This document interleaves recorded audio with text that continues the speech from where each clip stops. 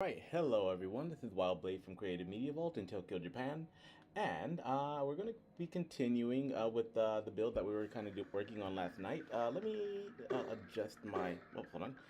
That's not supposed to happen. Um, yeah, like I'm like talking and like Megan's getting her ass whipped over here. She's like, "What's going on, dude? Like, help me out of here." Uh, all right. So, we're going to continue with this level build that we were working on last week. Not last week, last night. So let me go ahead and actually turn this off. So for those of you who were with me last night on my stream, you'll notice that we started actually building out a completely new character-based level for Megan yesterday. So last week we were focused on character animations, just like doing the fighting moves and stuff like that. Now that we have all of the characters with their default animations, one of the key components of this particular game, CDULO, the Beyond the Outer Rim, the game that we're kind of building right now, which I can kind of show you over here, um, is that this will be a game that allows for character switching. So character swapping will be an essential part of this game. So you'll have to use certain characters to complete certain pieces of the later levels. But what I decided to do, as I mentioned before last night, is I thought it would be a good idea to have like some introductory levels for each of the characters. Ones that kind of like are designed to specifically showcase that particular character's skill sets and their special moves, right? So that's going to be what we're building today. I'm not going to build all of the levels for you because I want you to play my damn game. So I'm going to show you how I'm building the level for Megan, and then I will do the levels for the other characters offline, right?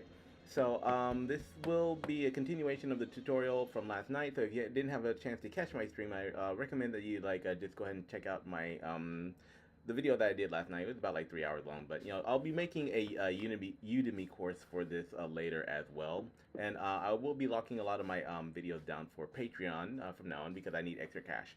All right, so this is the game we're working on, CDULO Beyond the Outer Rim. I've got some screenshots here. You can check out more information about this game on my website, creativemv.com. And if you like the characters that you're seeing and you want to get more involved with them and you would like to support my game dev, you can stop by my Nerdy Orders online store and buy this shirt, which is actually from this character Franklin here. Yeah, so you can find a lot of information and a lot of store products related to this game that are already on sale on my website. So please stop by, check that out, and check out some of the lore and stuff. So what we're going to be doing right now is we're going to be jumping back over into Unity, and we're going to continue where we left off for those of you who were with me last night. And what we started doing is I showed you how I build my levels using what I call kind of like a mother box system. So basically, just as a little bit of a recap, when I start building a level, before I do any of the fancy like background artwork and all of that, cool stuff in the back that you're going to be seeing, what I do is I just start off with basic shapes. So I will create and import some very basic shapes into Unity, and then I will make prefabs out of these. So all of these things that you're looking at right now are prefabs that I just keep reusing over and over and over again as placeholders. And then once I have my default shapes in, where'd my triangle go? Okay, yeah, my triangle's down here. So once I have these default shapes in, then I use those, those prefabs to start crafting my other elements. So one of the first elements that I crafted for this was a mother box. And this is just a box that has that basically continuously reuses this this default square. And for example, the top will be, you want to click on this, so this will be for the ground. So the top box will be the ground with the platform that the player will be standing on. And so it has a ground tag and a ground layer for the player to be able to interact with that and know that it's ground. Then when we open up this mother box, we've got this internal ground, which is basically where we can add some textures and maybe some collision for for later usage. Then we have our two walls. So we have two sets of walls. These walls are just basic walls that have a box collider that will that will prevent the player from running inside of this. However, if we want the player to be able to run inside of this, maybe there's a secret room or secret chamber, I can actually tick this wall off, and I can also tick this background off, and this will give the player access to the inside of this of this square or this land mass or whatnot. Um, what you're looking at with this purple square here, this is a walkie area, and this box does not have any rigid bodies or any colliders on it. So this will allow the player to kind of run around freely in here, and I can put enemies in here or hidden treasure or coins or whatever I want, right? So, and keep in mind, all of these are under the same under the same exact, I keep on saying movie clip because I'm using Adobe Animate to do a lot of my artwork. But I mean, when I say movie clip, I'm normally referencing a game object, right? So this will allow the player to actually move around inside of this game object without any obstacles. So I have these basic walls here, and let me go ahead and turn wall 1 back on. So when wall is off, the player can run inside. When wall 1 is on, the player cannot go inside. And then, for example, I've also got this this bottom. This is like bottom ground. So if I want the player to be able to like drop down and have something to run on, maybe if I turn wall 1 off. So say, what am I doing? I might just hit my Darth Vader coffee cup. All right, so let me turn wall 1 off again. So right now, for example, if the player is running up here and drops down here, then this bottom land area will basically ground area will basically catch them and allow them to run in here. Otherwise, they'll just fall straight off the screen. And then the other thing that I've got set up in here, right now these two walls, this wall 1 and this wall 2 that you're looking at, they don't have any, they've only got like a box collider, which is designed to keep the player from going inside of the box, and provide some kind of resistance.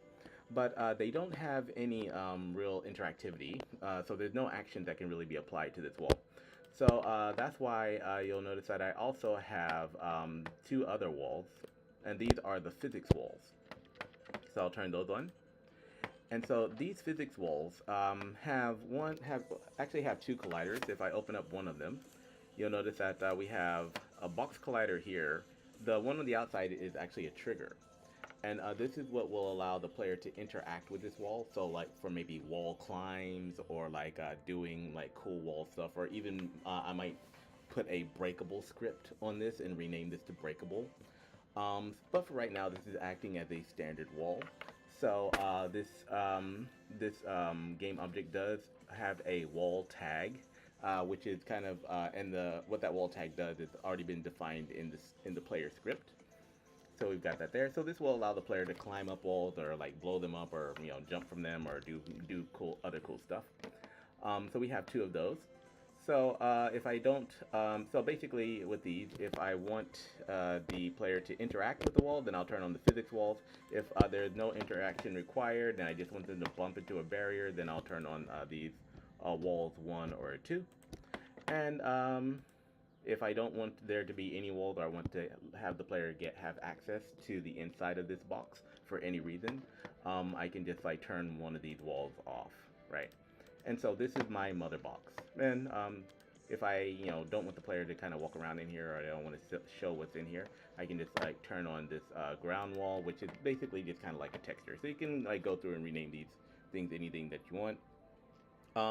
For the coding, a lot of the coding basically I've kind of already done because because I built my a lot of the coding I'm using, it comes from my previous game, and especially my more recent build, that Spirits of the Lost Winds like 2D game kit that I built a couple months ago. So if you want to like quickly make a top-down shooter or a 2D platformer and you don't want to do much coding, I recommend that you go to my website again, like creativemv.com, and you can just go find my Spirits of the Lost Winds game. Yeah, so you can just go right here and click on this games page, and this will take you to my Spirits of the Lost Winds Unity 2D game kit build. And then you can like just download this Unity 2D game kit. Right now it costs about like $45 because I put a lot of functionality into it. So this is designed to be like code free. You just kind of like plug and play your graphics and like set it up, and then you're good to go. but the price of this will be increasing, like to probably around like $65 or so, as I keep on adding functionality to it. So I recommend go ahead and grabbing it while it's cheap. And it's really it's a real time saver. As a matter of fact, I built this to be a code base, so I'm just using this as a code base to build my current CDULO Kickstarter game, right? So that is our setup for the mother box, right? So most of this level, as you can see, is being built with mother boxes or like variations of this square mother box. So I also put like I also did create a few extra shapes. So I have like this sextagon mother box, I have a triangle mother box, and I have a circular mother box, which you will see kind of popping up every now and then in the level just to keep it from looking like just straight up squares all the time.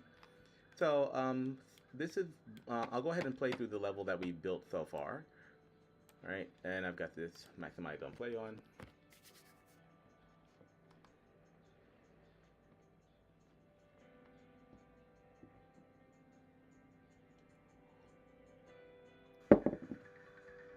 Let me move my camera down a little bit. Okay, so these are some default enemies from my Quest of the Gummy Witch game. That the box is the only thing that I've actually created that's new. All right, so we will get to like monster design later after we've done the level. Yeah, but I have a I have a a turret in here that can't shoot me right now. Hmm. So right now, the enemies that she's facing are just default enemies from like a previous game. Yeah, so yeah. So I'm gonna run around here and I'll explain. I explained these trees last night, so just go watch that video and that'll explain what I put them there for. Right. Okay. And so these enemies are kind of small, so I'm gonna have to like just go ahead and kill them off. All right. And so yeah, I'll go ahead and run through the rest of this level if I can survive. So since this level is built from Megan, who has the ability to double jump. Jumping will be jumping to different levels and different platforms will be a key part of this level for her. Just to kind of familiarize the player with her abilities. So we're gonna run over here and then jump, and she can make that one. Oh, that was giddy giddy. And then we got our drop down little platform that we made, and she could shoot this guy. All right, and so we're gonna have to activate her jump boots again. So we're gonna jump here and jump here. Okay, so she can make that jump, and it's like screen size is getting kind of annoying, so I'm gonna make this bigger. And then we're gonna make sure that she can double jump here. All right. After that, she's gonna have like we're just making sure that the player gets a lot of repetition with using her ability, because that's gonna come in like later in the game a lot. All right. So I'm gonna run up here and double jump to this. All right, and now we're back on a more solid landmass, so the player should have enough experience like using her jump and her double jump. So this one will also require a double jump. I think I'm probably going to lower that to a single jump though. All right, and so she can run around here like with no opposition or anything like that. This yellow thing will, this yellow line actually indicates the middle of the level. So I'm just using that as a reference point when I'm building it to okay, we're kind of running out of space until we get to the end goal. Then we come down here.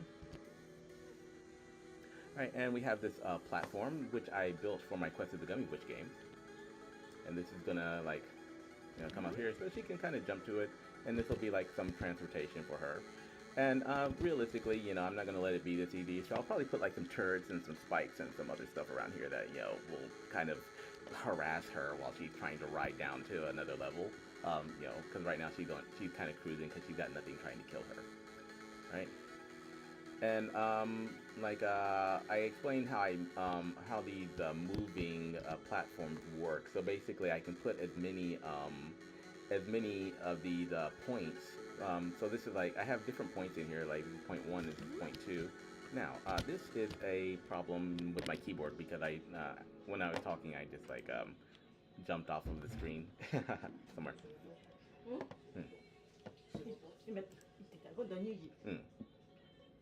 Okay, so like, Okay, so like, but you can see how the level is kind of being laid out already. So there's nothing pretty on here, no trees, no graphics, no like mountains or anything, just like a sky and like some stuff.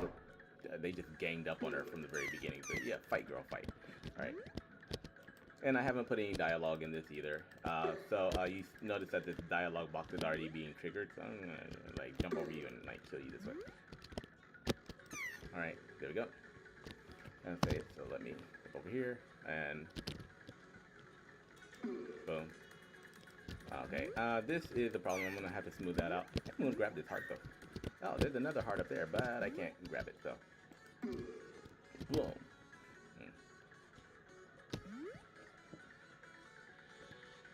Okay. Now I notice there is a little bit of a delay when she's landing, so I don't necessarily like that. I might have to work on her animation there.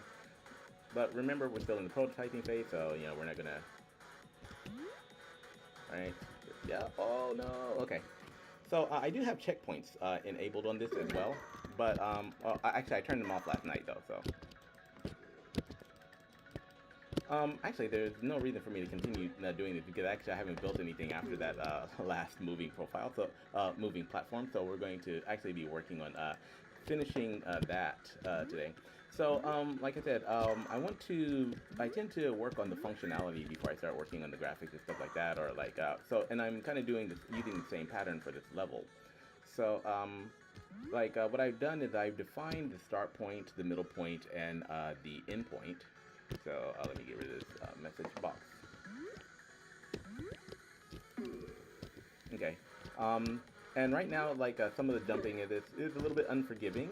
So we're going to actually fix that because right now, if she falls, there's really, since it's this first level, I don't want to make the jumps that unforgiving. So I might put like some saving platforms or some saving land down there to where she can actually have the opportunity to get back up in some places. All right. So after she clears this area, basically what I've got is I'll go ahead and drag the player over here so you can see. Oh, character. Here we go. Our character holder.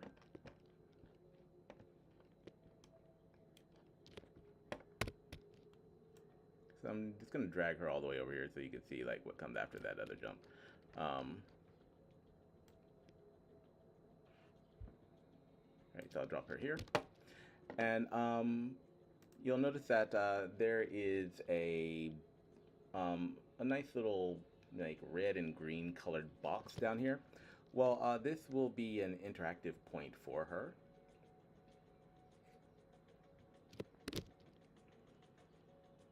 Okay, that's running pretty slow. It's kind of hot in Tokyo today, so hot and humid. So we have no monsters, but anyway, she's gonna be able to run around here, and we can't really see anything, so she's just gonna kind of drop down here. Oh yay! All right. So I'll have to put like some kind of indicator that there's gonna be a drop probably. So I'll probably put like something around here, like maybe a tree or something that's kind of sticking up to let her know, like without being able to see the land, that there is actually land there. So she can't access this this area by directly jumping. So that he's gonna go. Well, where do I go? So after she kills this guy, okay, slash him. All right. So she's gonna run into this right here. So this is I'm actually gonna move that up, but this is a trigger, a door trigger. That she'll have to kind of be able to access. So normally when she's just kind of running into it, she won't be able to access this. So one of her gun's other abilities, her sniper bullets will allow her to shoot doors and shoot certain things that will give the team access to certain areas. And so if something's too high or something if something's like too high or like way up in the sky and like the team needs to be able to access it, you'll need to switch to Megan in order to shoot that in order to open like this trigger, right? Right now this is kind of low, so if she jumps, then technically like once her collider runs into it, she can access it. But we're gonna change that. Okay. Yeah. So that's kind of where we're at right now. So we're gonna continue to build this level until until we reach the goal. So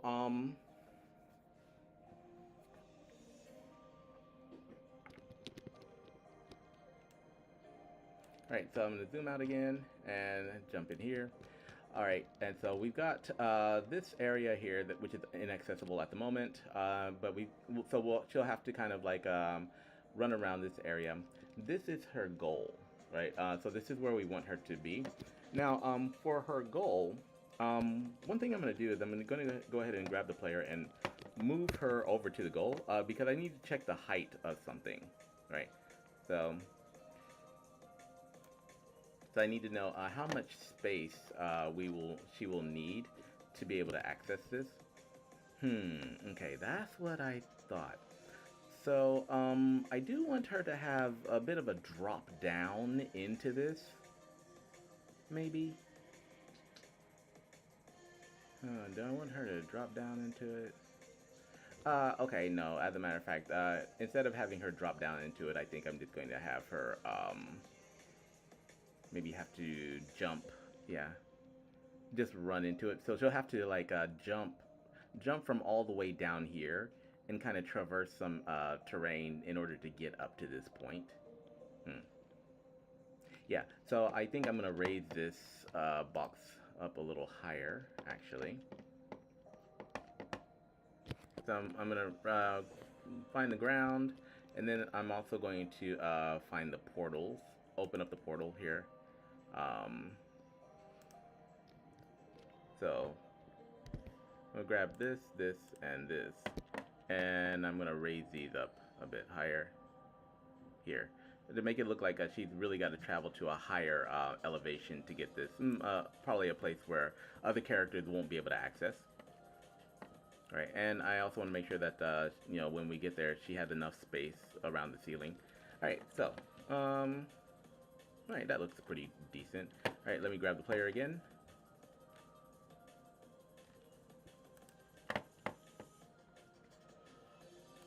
Okay. All right. So, and I want to make sure that I'm gonna drop her here, right now, and then when I do my double jump.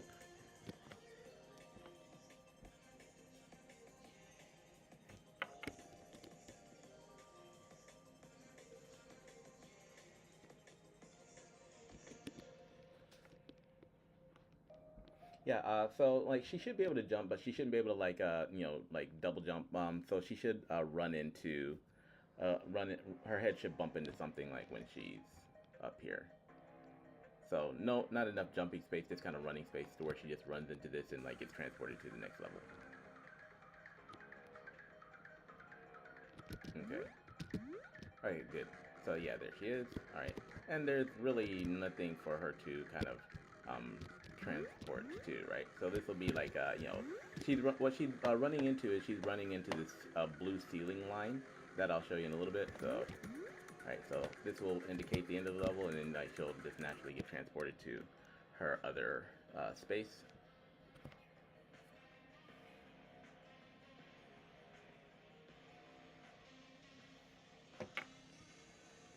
Okay, bye bye Creative Cloud, get off my screen. All right, so yeah, I think we're gonna kind of work on this a little bit over here. So I'm gonna kind of like do a little bit of design on the end of the level. All right, so I'll get rid of this wall 1, so you don't need that.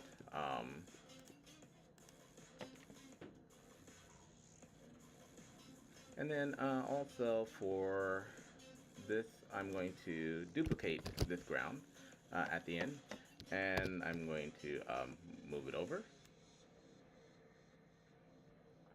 Right, and for this, I'm actually going to scale, well, move this up. So I'm gonna move this up, make sure that, we know that there's a wall here. Actually, inside of this, I can get rid of wall 2. Right, and this ground, remember this ground texture does have a physics body inside of it. So I can kind of just like box collider inside of it. So this will, even without having the wall activated, she shouldn't be able to run past this point. Right, so I'm just gonna put this all the way up here as something that she's not gonna be able to kind of jump on. All right, and with that being done, for this ground, I can make this ground like even larger. And keep in mind, I'm still using this, dude, Creative Cloud, get off my back. I'm gonna need you to get all the way off my back about that, right? So, yep, I'm just using the same old trick. I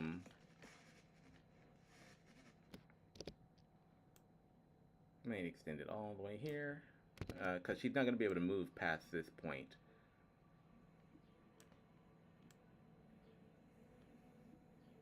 Yeah, so just kind of line it up.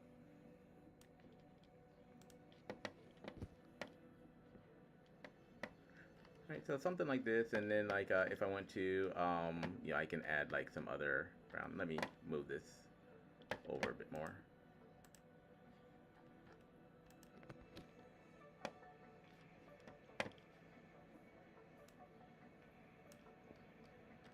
Okay, and then I can like put some trees or like some sunshine or whatever I want up here, because she's not gonna go beyond this point anyway.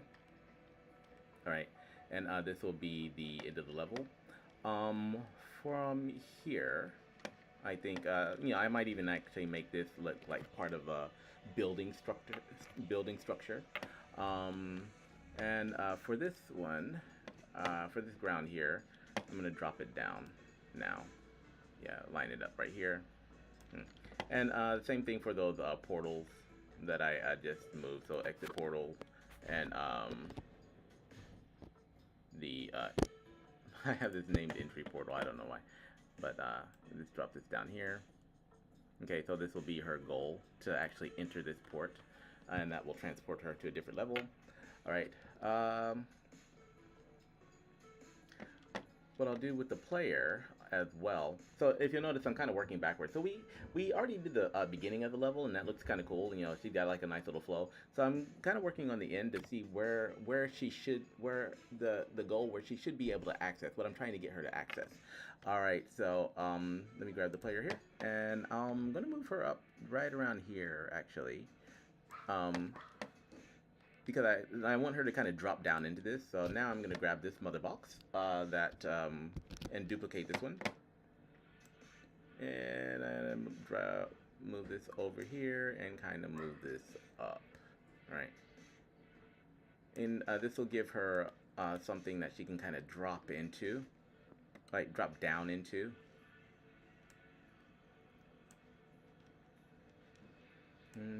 That's a little bit too high to the ceiling. All right. So I'll drag this one over here, and I will turn, yeah, for this mother box, I will turn make sure that wall 1 is turned on. I guess I can kind of align these two as well.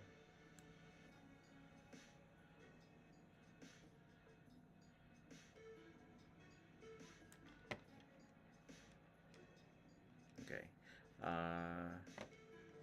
For this mother box, I will actually drag it down more to where she's kind of having to drop down into this area.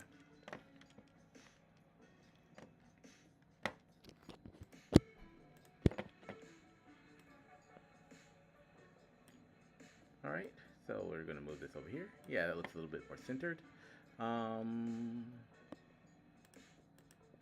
Click on this mother box here.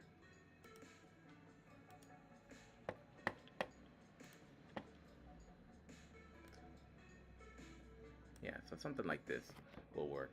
And for the bottom mother box here, I don't necessarily need that need wall 2. So I'm just gonna like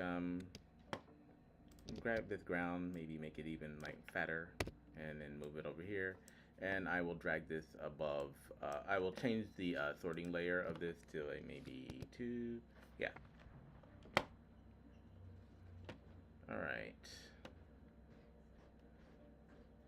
All right, so that looks somewhat decent.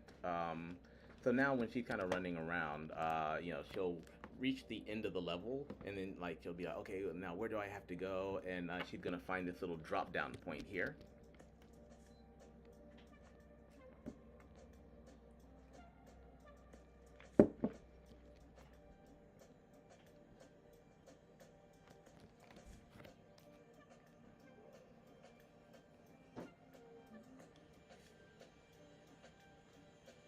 Okay, yeah, that's taking a while to load for some reason.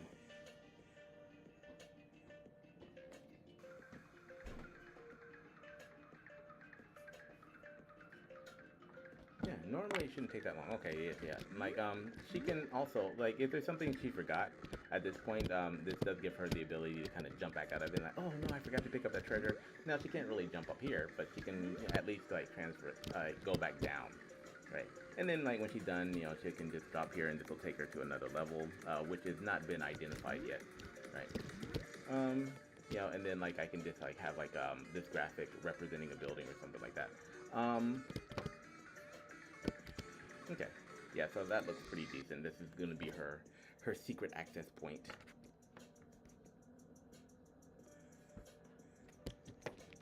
All right. For this mother box, I am going to make this ground a little bit wider because I do see some white. Love that. All right, and ordered layer, I might put that as 5 actually. Okay, cool. So that's kind of what the end of the level is going to kind of the main goal surrounding the area is going to look like, and we're going to like put some spikes and like some stuff that's going to that will try to kill her, of course. Um, it just wouldn't be a fun game if we didn't put that there. But we are going to like add that kind of stuff to it as well. All right, cool. So now we'll continue with like building the rest of this out to where she like kind of making a path for her to get to this point, which will require a lot of jumping. So let me zoom out on here, drag this over a little bit. All right, so now we have to kind of make a little pathway for her. So she's gonna be running down around here. Um, so I think we are gonna utilize this as well. Um, but so I might create like a little valley for her. Like, this will be part of the land, and then like, she'll have to jump down here maybe to a little bit of a valley area. Actually, I haven't created a valley area yet.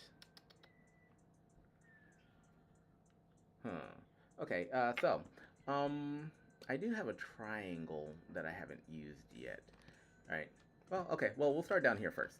All right. So, I'm gonna build out all the way to here, and then she's gonna have to like jump her way up to this point, because she's the jumper of the group. So, to get started, I'm gonna grab this mother box here. I keep saying mother box, but it's just ground basically, and I'm gonna duplicate it and drag it over here. Okay, and so she'll come over here. She'll run to this area. And then I think we're gonna have her do a little jump over here. So I'm just gonna duplicate the same thing and just keep on going. Like, have her jump up here. Okay. Now at this point, this is where we're going to, have her get into, maybe I might actually create some platforms for her to jump all the way up. Maybe having her jump all the way up would be a little redundant, though, I think. Yeah, I think I'm not gonna have her like, like, because right now it looks like she would have to like take about like 10 different platform jumps just to get to that point. So we're not gonna do that to her. Um, so this will be like where this part basically ends. Um, we are going to duplicate this sextagon again, and we'll just move that sextagon point right here.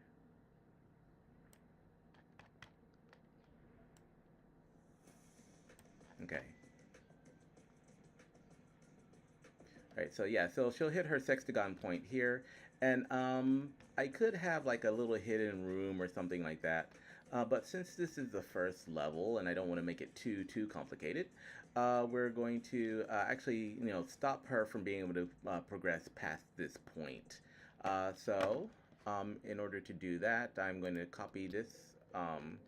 No, I can actually just grab this one. I'm going to duplicate this mother box here, and we're just going to like kind of like put it right here with the walls. I'm gonna shrink this one down a little bit. Okay, I don't really like this song, so let me change that. It doesn't really match my stream, I don't think. So let me switch my music up.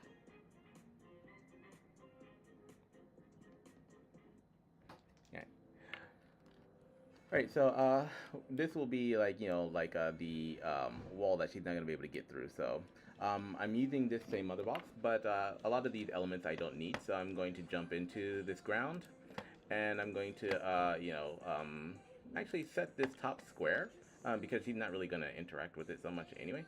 So I'm going to set the transparency on this one all the way down, and then I'm going to turn off this wall 1. Right, and this will like kind of like it make it look like it's a bit more seamless here.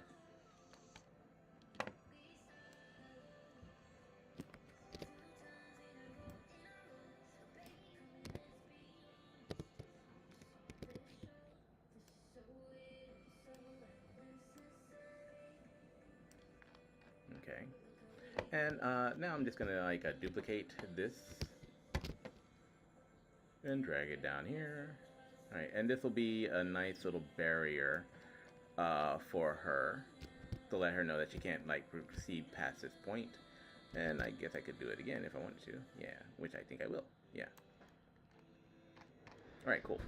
So, this is kind of like, letting her know, okay, well, these are your boundaries for this level. So she's not going to be able to go past this point unless she climbs up. All right, and now that we have this set, let's go ahead and play. Or let me save this. And then I'm going to play and I kind of drop her down here so like she can kind of run back to that door. Now, since this is the introductory level, like the main things I need to make sure that this level focuses on is character-wise, I need to make sure that this level focuses on her strengths, which is jumping and her double jump, and also the use of her sniper rifle. Right. So basically, she's going to have like some relatively precision shots that she's going to have to make once we start implementing those. All right, so she's like, here, all right, I have nowhere to go, so let me jump the hell out of here. All right, and then she's gonna come over here and like, I can't go anywhere, and she's gonna fall all the way down here. Now that is a problem with the camera that we will fix. I showed you guys how to fix that last night, but because I'm using Cinema Machine, so she's just gonna kind of run around here, but she can't really, see. We can't really see that much. Because of the way that Cinema Machine is kind of acting, right? Okay, yeah. So all of this is moving smoothly. So she runs into this like just by herself, nothing really happens. But if she shoots it, she's like, "Hey, let me in!" Right, and that will give her access to this door, and she can just kind of run through it. And then like she can try traversing or maybe going back to collect some stuff that she may have missed or whatnot. I'm definitely gonna have to do something about that. Alright, cool. So that's looking all good right now.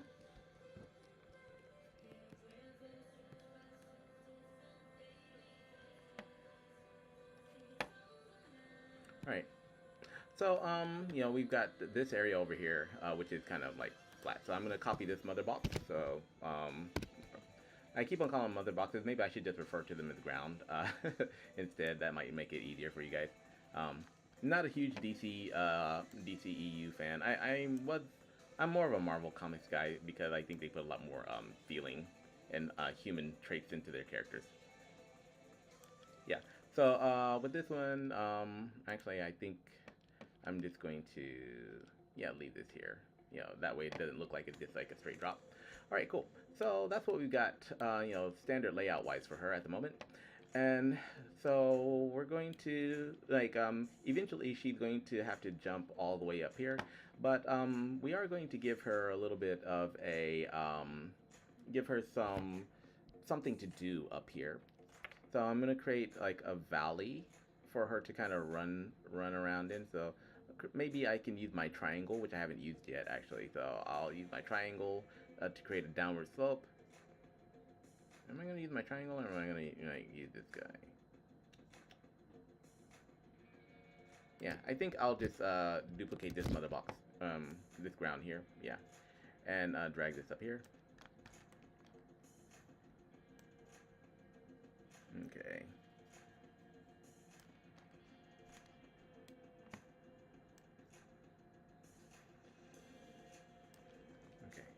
Now, you do run into a problem sometimes when the box colliders don't really match at the same level. So I'm going to check to make sure that these are not that these are kind of at least at the same height, the colliders for these. Otherwise, you know, like we saw this a little bit before when she was trying to run at the beginning of the level, and she kept on running into something and couldn't move past it. That's because the colliders were misaligned.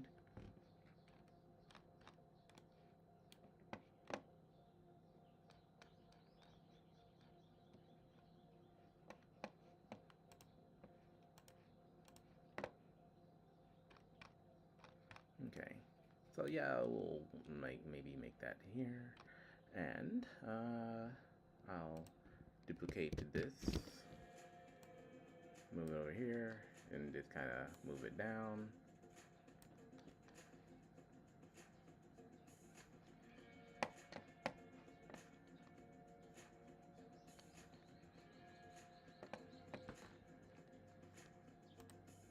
Right, and I'll get rid of wall 2 over here.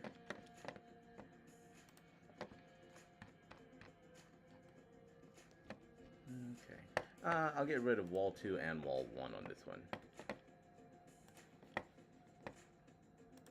Okay, duplicate. Drag it over here.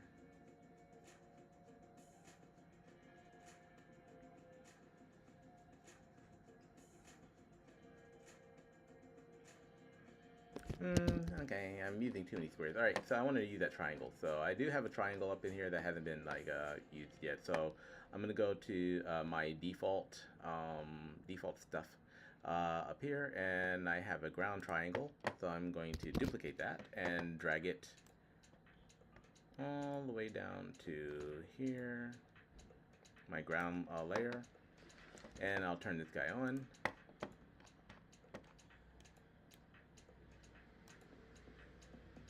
And just kind of drag this triangle over here, just to like, you know, let people know I do have another shape that can be used in this level. All right, so use this triangle, and this will give her, you know, a little bit of an elevation up.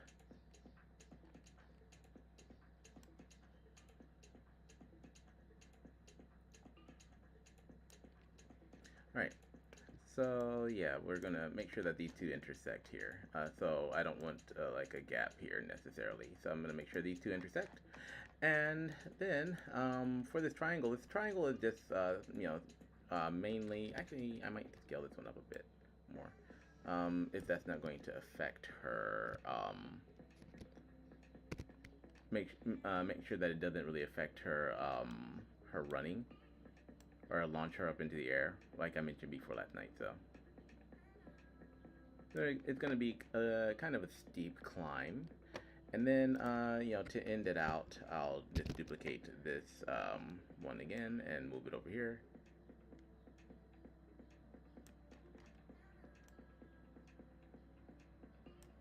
Okay, and so I'm just going to put this here, and maybe actually move these two over.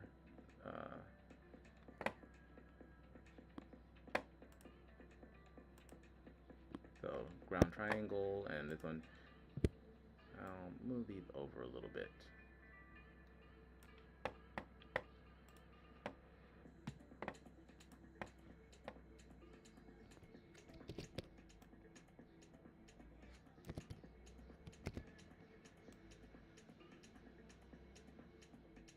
Something right here. And then I'll take this gray square here, and I'm just going to change the order in layer to something stupid like 5. All right, there we go.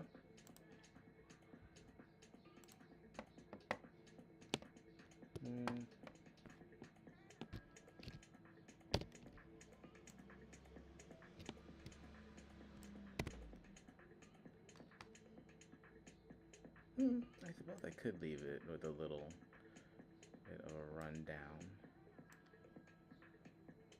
Yeah, I might actually leave it like this. All right, so let's see how this works for the character. I'm gonna go over here, grab my player, and move my player all the way over here, and let's see how this landmass kind of feels.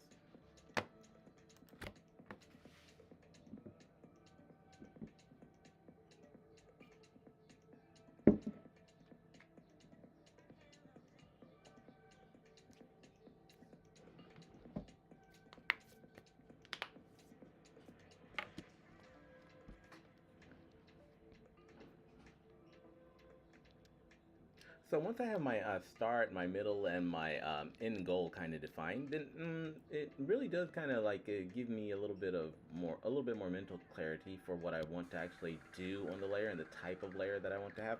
And we haven't started talking about the story actually for this. So all of my games do have a story. Um, so that's one reason why I'm kind of using this format. So she can run down here. Okay, she's got that thing here. She can run over here. All right, we've got like a little bit of a hump. It doesn't mean anything. It just means that there's like a little bit of variation in the layer, right?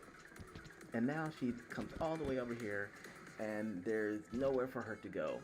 So she can choose to go down, or she can choose to go up. Um, what I need to think of if there's anything of value for her to get by going down. But that run was actually pretty smooth. That was pretty smooth, but I only ran one way, so I need to run the other way just to make sure that she doesn't bump into any irregularities with the ground level to where like she can kind of run across it smoothly.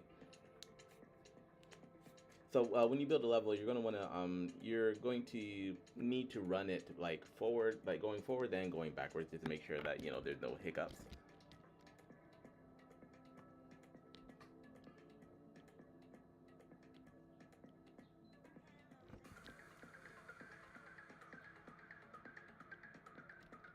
All right, so let's go run this way. Okay, I've got this over here.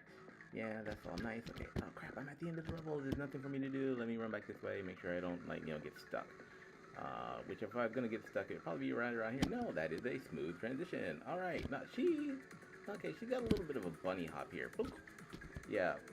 I mean, it's not gonna really annoy me too much, but she does have a little bit of bunny hop there, so I might want to put like a indicator, or maybe even put a bush or something there if I don't want to like try to line everything up perfectly. You die. Oh, you missed. You suck at a sniper. Yep. All right. So, all right, cool. So yeah, now her main mission is to like get jump up here. So we are going to give her some platforms to climb on.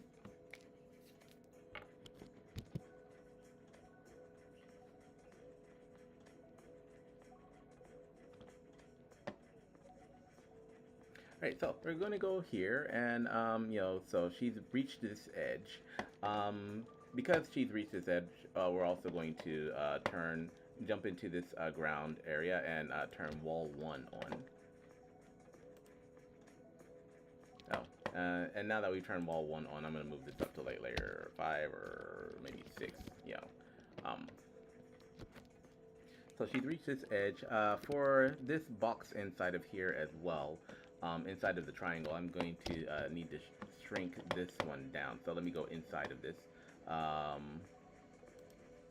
We've got ground. Okay, so I'm going to shrink this down and drag it up to kind of make everything a little bit more even, and also give her some running room down here. Let me drag that up, actually. Yeah. And same thing for this ground here.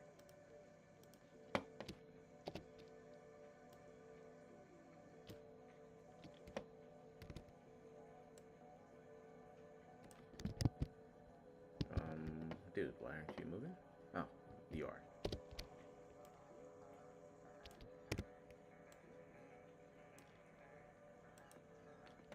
Okay, so now I don't really have to worry about lining these all up inside of the boxes actually, because remember if you watched the previous stream, we did create a kind of like a filler graphic that has a physics body, or that doesn't have a physics body attached to it, just to kind of like kind of cover these spaces. This I don't need that walk area for this. Why?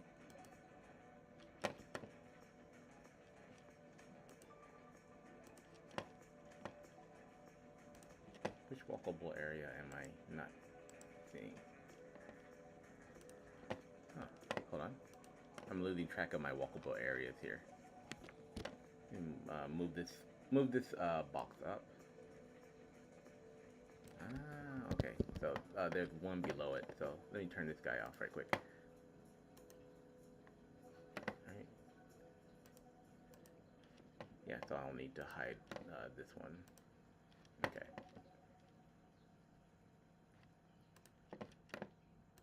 Yeah. Alright, and let me get rid of this one now. Okay, there we go. Alright, so yeah. So now we'll take the down route first, after we copy this box here. We're gonna duplicate this box and move it down here to where it's a little bit more flush. Here. Alright. And for the top of this ground, we're going to we don't necessarily need anything with that top box. So we're not going to get deleted. We're just going to set the transparency of it down. And now this all looks like a seamlessly one seam. Alright, so when we hit play,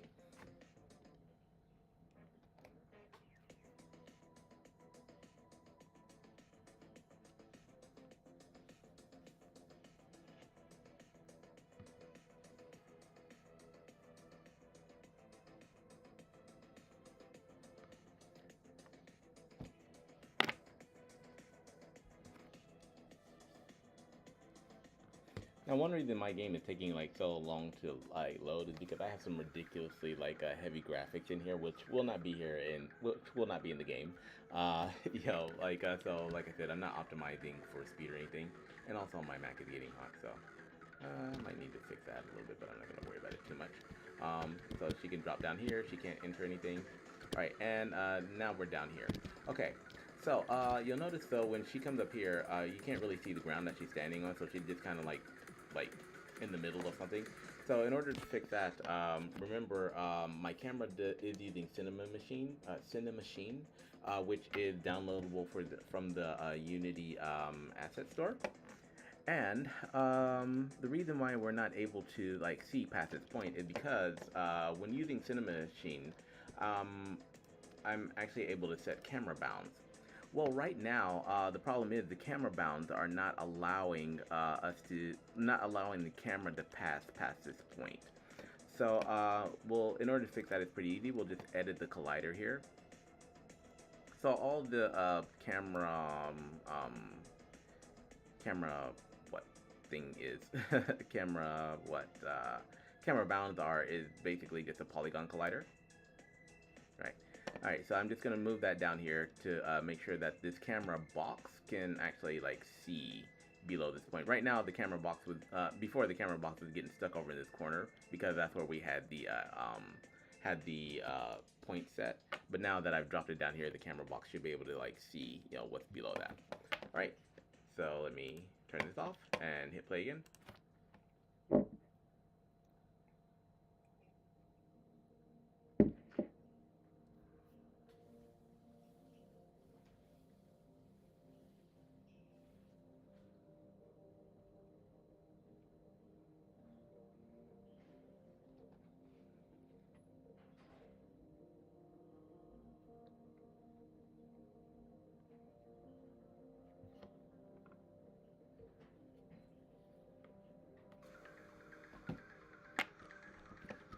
Okay. So she'll run over here, and with the individual levels, I can also like adjust the speed of the character and all kinds of cool stuff. So she's gonna drop down here, and now our camera can see what's down here. Ah, we are running into a problem here though, for some reason. Ah, I think the camera bounds aren't letting her see past this point now. Okay, so once she goes over here, she's running into a problem. Why are you running into a problem over here?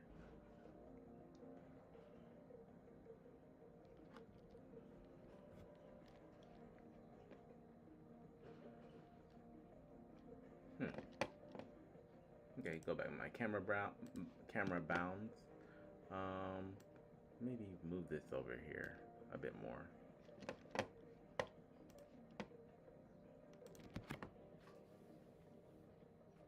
But the more that I'm working with Cinemachine, the more I'm starting to like it. Before I had my own like parallax and all of that stuff set up, but I think this does make everything much easier.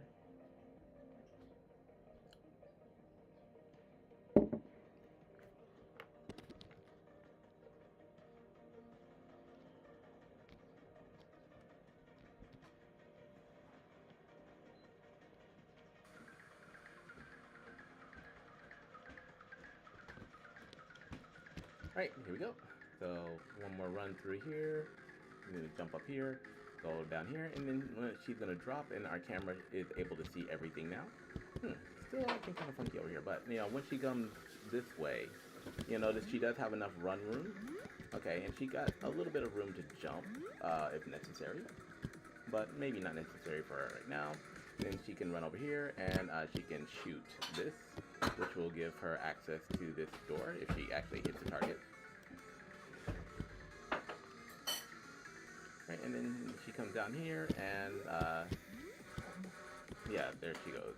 Yeah. No, actually, I think you can cut that one off because I got my face light on, so. Okay, yeah, so that's working fairly well. So we're gonna kind of reverse run this level. So I can't really see anything for her to jump to right now. So I've got to kind of wait. All right, for wait for the platform to come. Okay, so when she comes over here, like she can drop down here and then kind of run over this way. And she's got her double jump ability, which will allow her to clear this. And now she can run over here, and there's our platform. Way! And sometimes you might have to double jump for that platform. Alright. Alright, and when she hits this, she can jump to here. She had to wait for her other ride.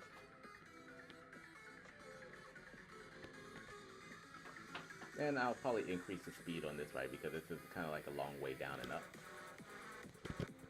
And during this wait, she should be getting attacked by something.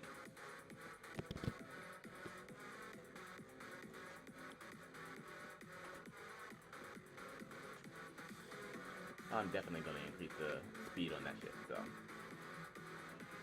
Come to me.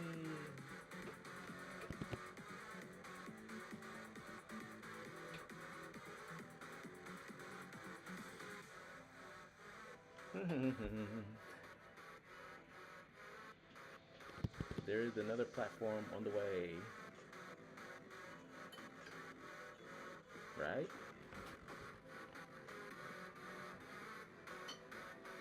Okay, shouldn't take that damn long. Alright, so let me see what's up with this other platform. It might have gotten stuck. Alright, so I'm going to turn maximize on play off because this is one thing that you have to be careful with the moving platform. With the way that I programmed them, it works really well, but there are some... My wife just bought Thai food. And she just so I was working and so she just went out to go do some shopping. Thank you. Yeah, we have some really good international food restaurants around here, but she loves Thai food. So actually I was gonna take her out to a Thai food restaurant maybe next week anyway. But the one by the house is actually pretty good. So she was out shopping and just decided to go grab something. All right, so the problem with you'll notice that we were kind of waiting on our platform and it just never showed up. Well, I think the reason for that is because of where this point is. All right, so this point is the starting point, or point number 1 is located right here. But when we play the game, I'll move my character over here. That smells so good. Yeah. So right now my wife, she's kind of working at home. Just because she's been working at home with her new company since I think everybody's been working at home due to COVID. Yeah. So right now the working hours, streaming hours and stuff like that are a little bit messed up because we kind of have to work around each other's schedule because she's got private company information and she's taking phone calls, and me, I'm doing streaming, so can't really have that information mixing. Yeah. So it's kind of like a workaround, but we do having her work from home is a little bit more comforting because we can kind of balance stuff out a little bit better for shopping and whatnot. So when she has a lunch break, she'll just run out and grab something to eat, and sometimes I'll just run out and grab something to eat as well. So all right, so let's see what's going on with this platform. This smells so good. You know what? I haven't had lunch yet, and I didn't really eat a big breakfast, so you'll have to excuse me because I'm gonna eat this shit right in front of you with like no shame and like total disregard for how you feel because you can't smell it. So it's sitting like right over there. So yes, you will see me eating Thai food on my live stream in a little bit once I figure out what's going on with this moving platform.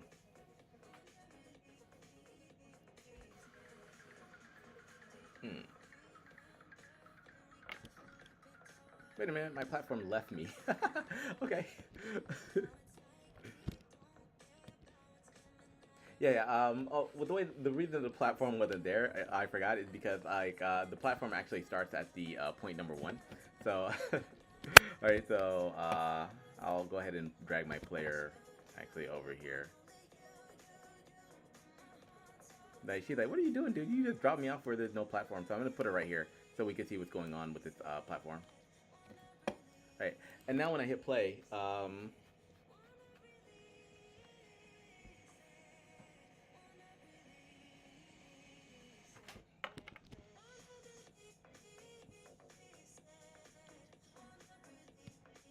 right. So I'm putting her here.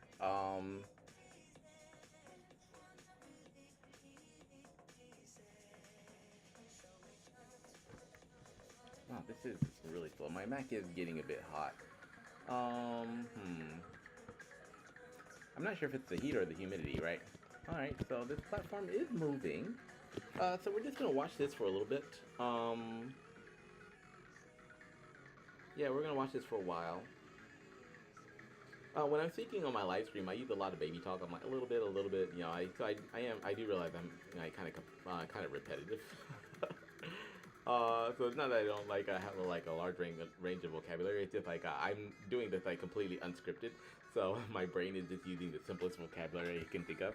All right, so let's see. Is this is going to be a sticking point? Okay, so oh, that actually worked though. So why didn't you work when I was down here before? I had to wait for you for a long time.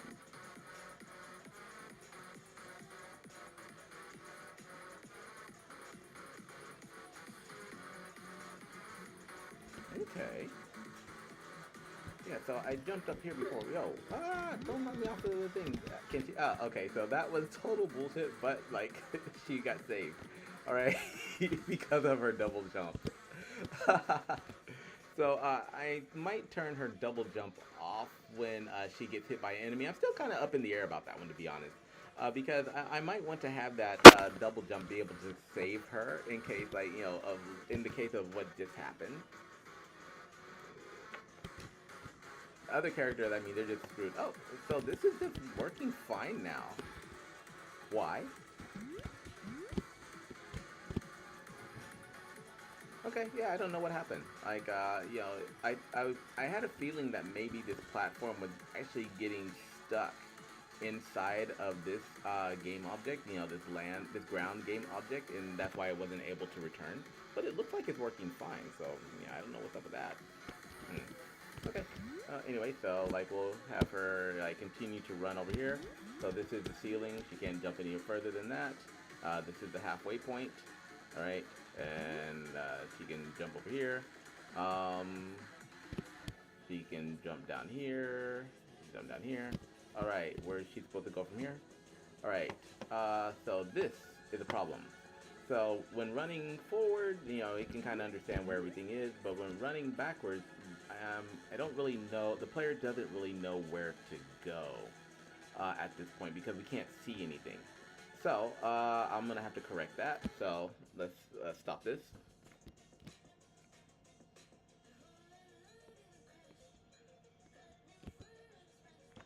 All right.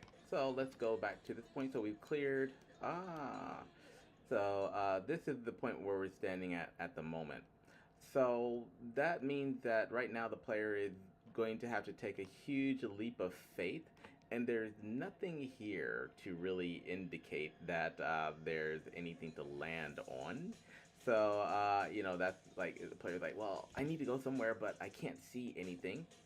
So to make this a little to make this better, I think, am I gonna use the platform or am I gonna use another land piece?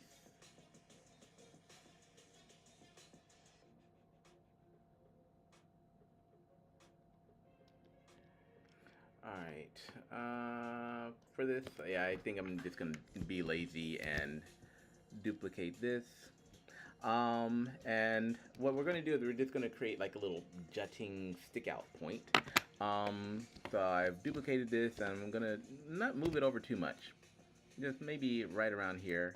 And for this ground, I'm going to hide everything else. So um, all of this other stuff inside of here will be hidden. Right. And I'm just gonna leave this part. Right. And this will be, this isn't really, like, this isn't necessarily, like, I don't know what to say, this isn't really necessarily for, will serve any real purpose for helping the player jump from here to here, but, you know, this is more like a visual aid to give the player a little bit of assurance that they're not just leaping off into empty space. And I don't even need it to be that big. I need it to align this. So this will be like our little stump here.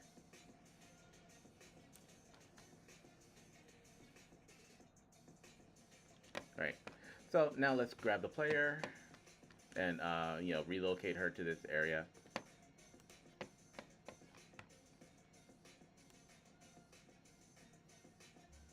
Okay. So when she's hanging out around here, like she's like here, she's okay. There is something below me, um, right? So I can click on this, okay, and just kind of line it up here. So she's like, okay, cool. There's something below me. So this does kind of make this double jump a bit of a cheat, which I don't really like. So I want it to be big and just big enough for her to stand on. Um, and actually, let me move the player down to this.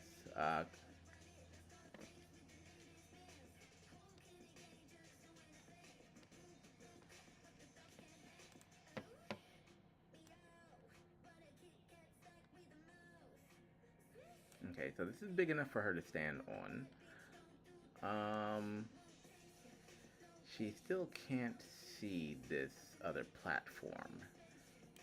So, this pedestal. So, it's going to make the jump a little bit cheaper than I would like for it to be, but I'm gonna drag this pedestal over a little bit. Just right there to where we can barely see the tip of it. It's like just a little bit of a tease to let her know that there is something there to catch her, or something that she should be trying to get to. Maybe even like right here. So I'm gonna put that right there. So like when she does her double jump and she kind of lands here, she's like, okay, well, where do I go from? Hmm. If I do that, does that mean that I even need this? Yeah, I think I'll get rid of this one. Boop. Okay. All right, yeah. So I'm just gonna do it this way. We do have that that ground thing set up, so I think I can go ahead and actually um, turn this into like a what am I gonna call this? Like I don't know.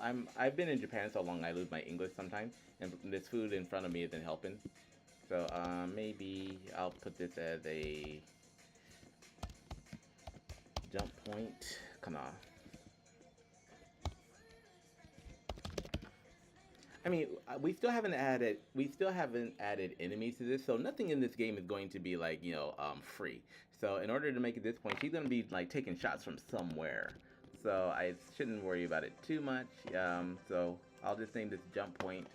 Kind of like move it over here a little bit, just to make the player feel safe in the beginning stages.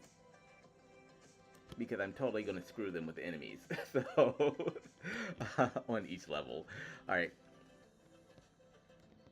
All right. So and for this jump point, you know, since it's already there, I'm gonna go ahead and just turn this into a prefab as well.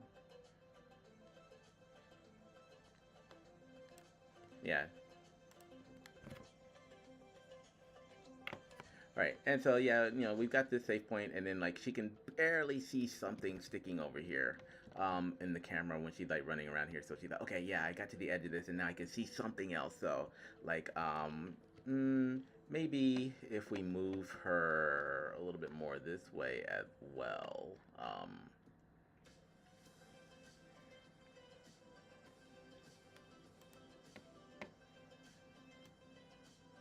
So yeah, this will make her feel safe, make the player feel a bit safer, you know, just for the beginning stages. All right. All right, so yeah, let's go ahead and play this.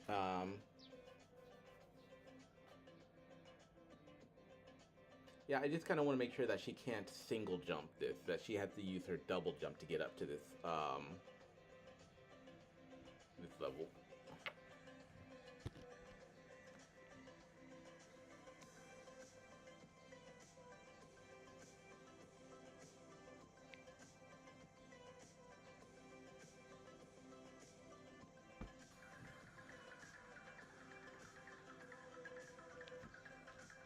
Okay, so she's right here. These guys will not be in the game.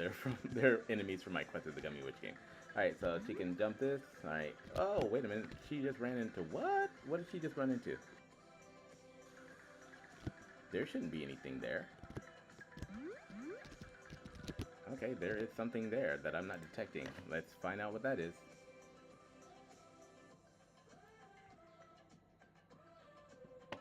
Yo, okay, so there is something around here. Like, what?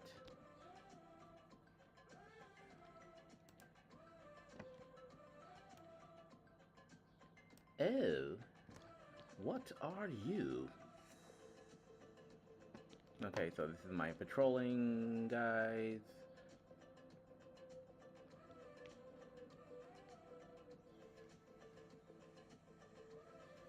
Melee enemy, patrolling guy, patrolling guy. There are three things that are kind of highlighted here.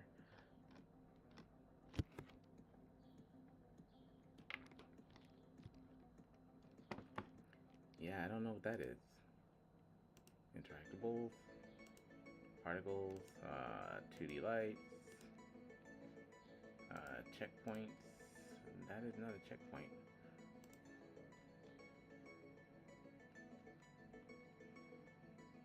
Portals.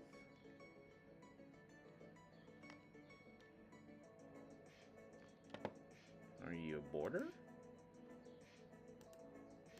Spawners are triggers, so that shouldn't be a problem. Border, level map. What is that thing that I'm running into?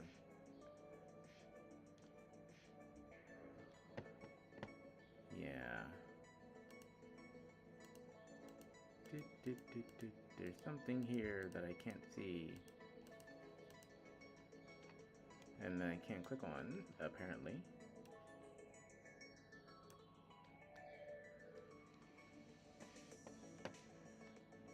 Okay. Let me click off of this one.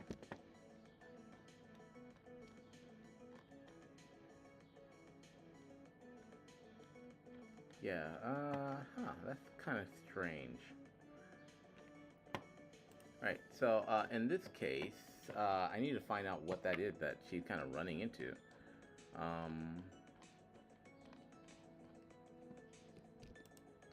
So let me turn the sky off and also turn the sky tint off. There's something in the background. Oh, sorry.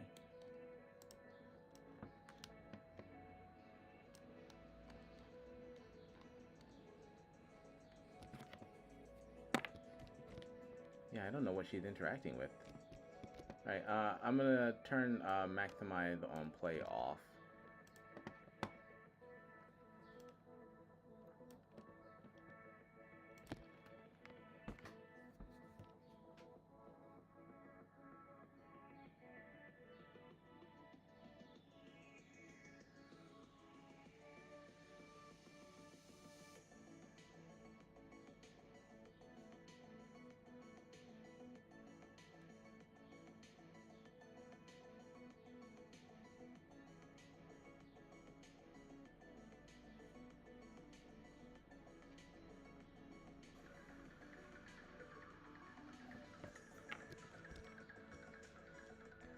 Okay.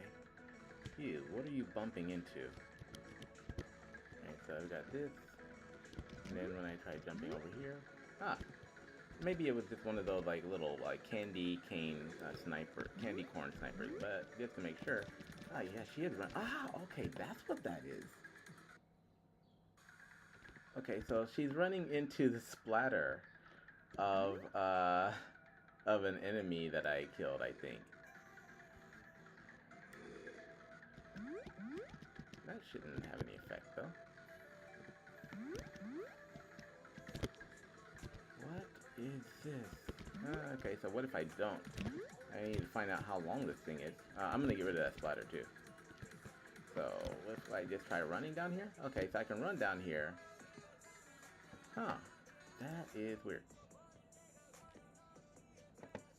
Alright. So first, let me get rid of these candy corn snipers. Yeah, because they're not going to be part of this game. They're just remnants from Quest of the Gummy Witch.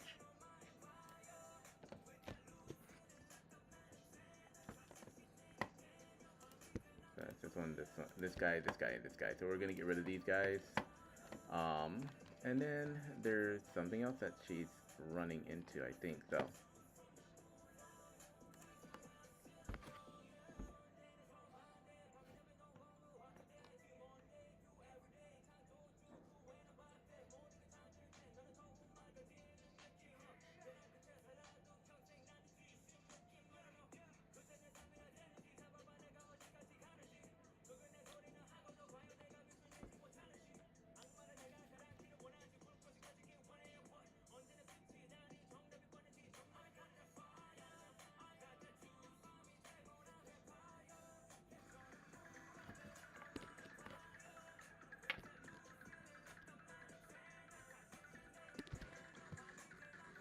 Okay, is there anything else? So technically there shouldn't be anything else that he's kind of running into.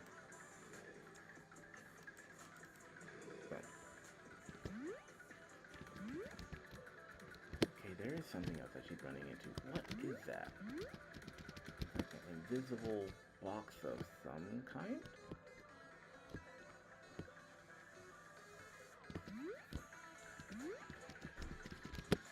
Okay, let's see if I can double jump over it.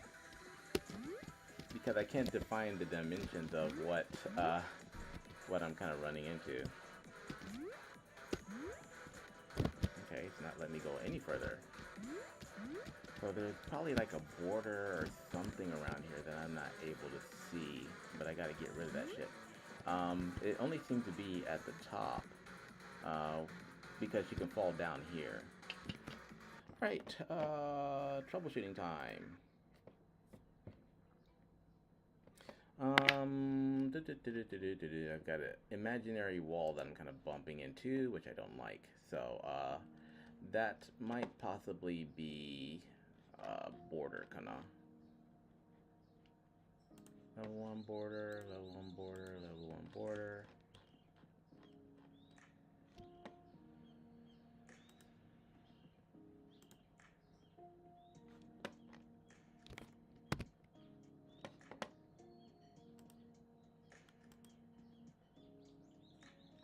Okay. Yeah, I'm not really finding anything here. Let's see. Yeah, there's something here that I need to get rid of.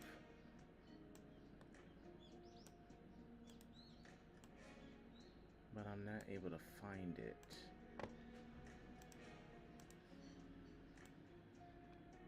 Yeah, something that's preventing her from jumping the other way.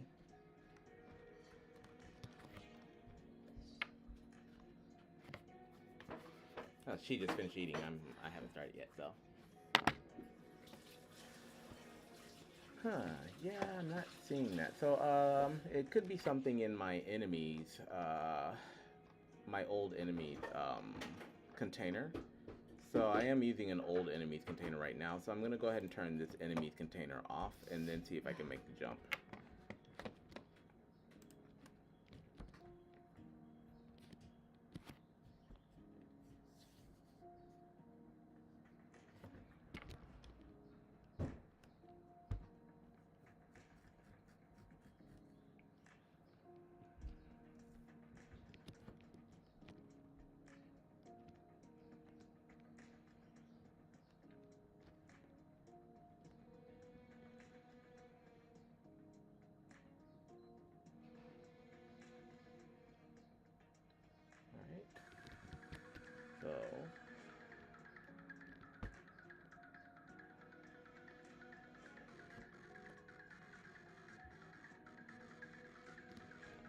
Alright, so yeah, nothing. I turned off my old enemies container. No, there's still something here. What are you? And why are you blocking my ability to jump?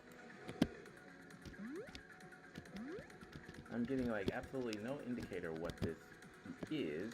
However, I think that might be, now that I'm thinking about it, let's go back up to our camera bounds here.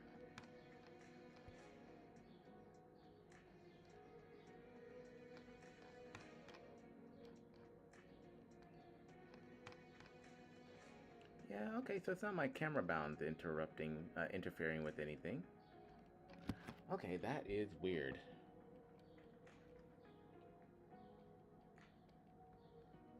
Yeah, because there shouldn't be anything that's kind of like, there's nothing in the background of this that I can see or detect that would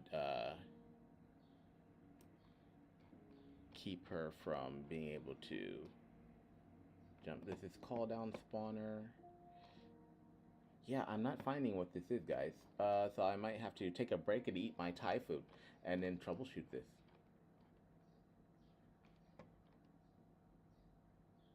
Call down spawner.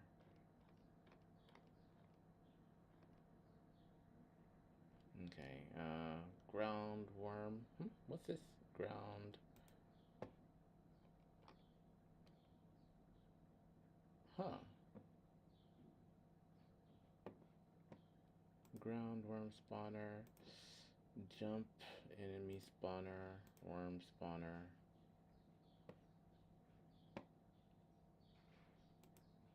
Yeah, my spawners don't have any, yeah, my spawners don't have any physics body, so it shouldn't be that.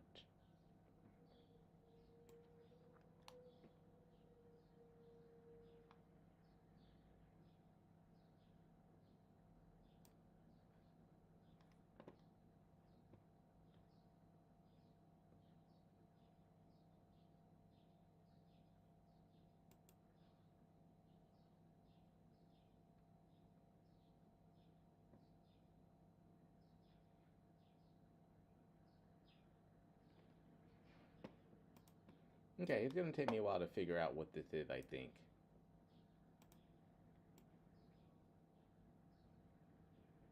Okay, there is something that's kind of being lit up here. This is cold down spawner. But that is for my actual characters, so.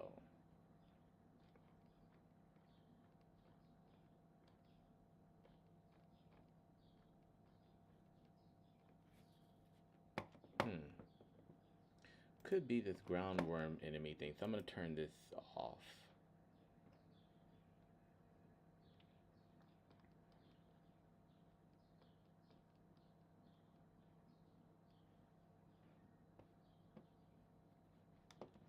Okay, let's try turning this ground worm spawner off.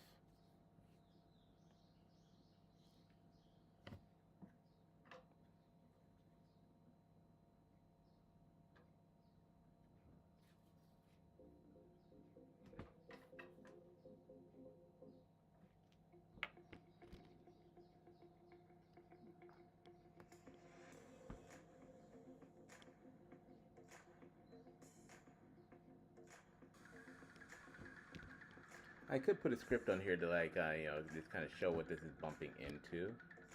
But I don't feel like writing any scripts right now. Okay, let's try you.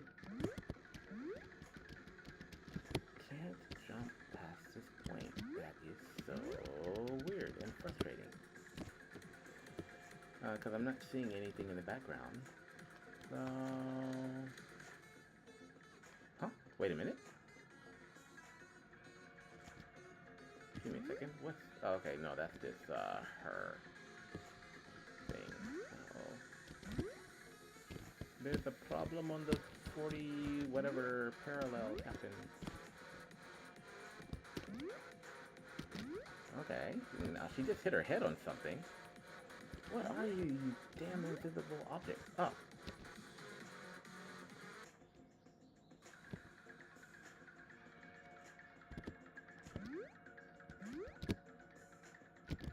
gonna be annoying as hell until I figure out what it is. Yeah, so there's obviously something that's blocking her here.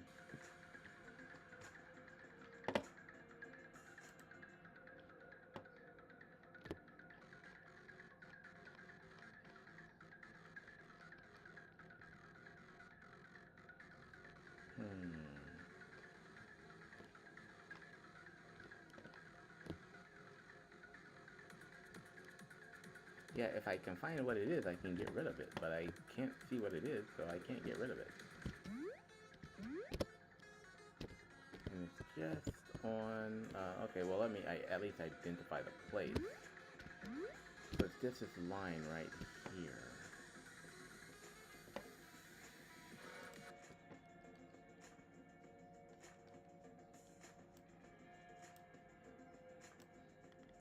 Yeah, I'm not detecting anything here. That's the problem.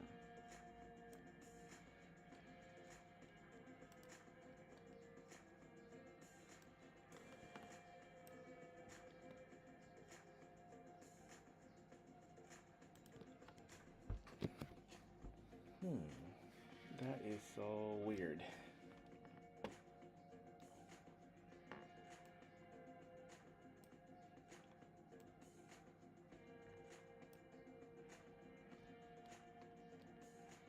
Okay, it's highlighting something, so let's find out what it is highlighting. Call down spawner. Okay.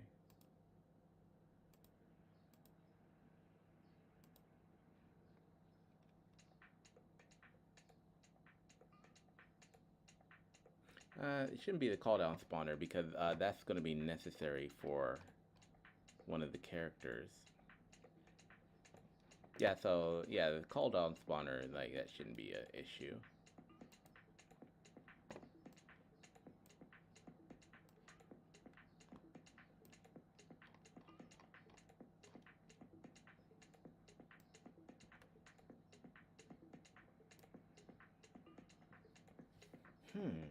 Okay, I don't know why she's getting blocked when she's jumping into that area.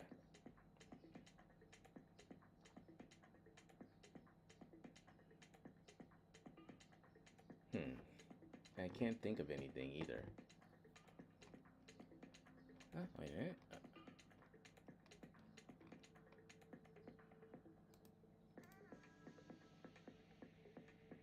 Game over panel.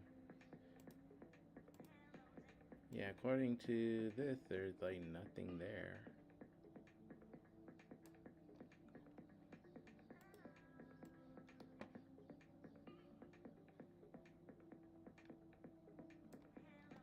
It's like the Bermuda Triangle.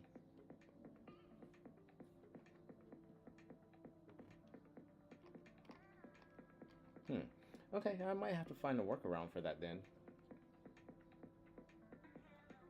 And as a matter of fact, I'm gonna put something. Maybe have to put something here.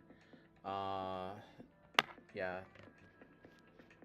Yeah, so I'll put something here that maybe she won't be able to jump over, just for right now. Okay. Yeah, so yeah, let's go ahead and put an obstacle here that she's not gonna be able to jump over, and then I'll get back to finding out exactly what that is that's blocking her later. Yeah, because I'm kind of wasting a lot of time on this now.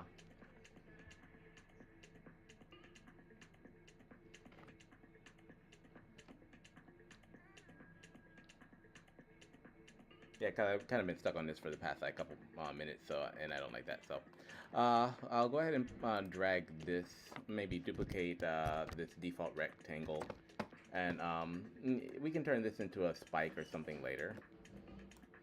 That's just going to, you know, be in the way of her making that jump.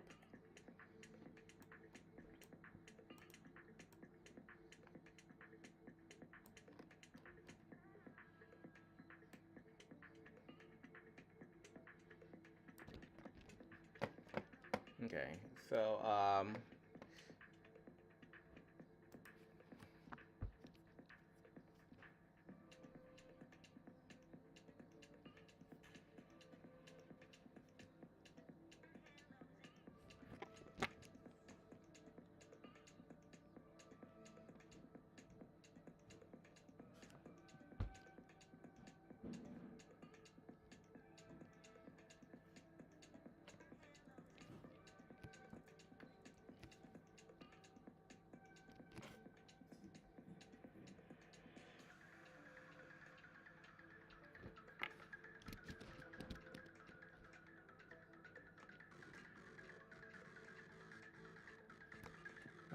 So yeah, we've put this here now, and this is just kind of like an indicator, like there's something blocking right there. Yeah, so I know to be careful of that area for now. That is really, really kind of tripping me out though.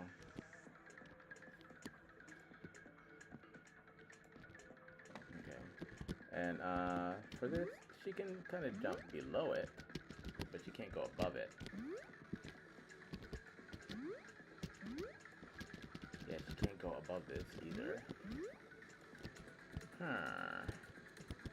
The mystery continues. So she can... No, she can jump under it. Yeah, so she can jump under it. Hey, what the hell is that? She can't go past it, but she does like a low jump. Like a single jump. And then, it's kind of weird. I hate it when this happens. Like, okay, I can't get past this, so he's just gonna, like, die here.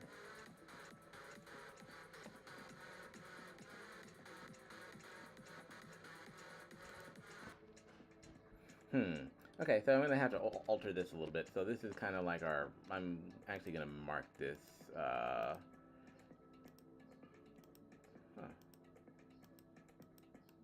Game over, inventory, game over, inventory. So it's just not letting me grab this at all.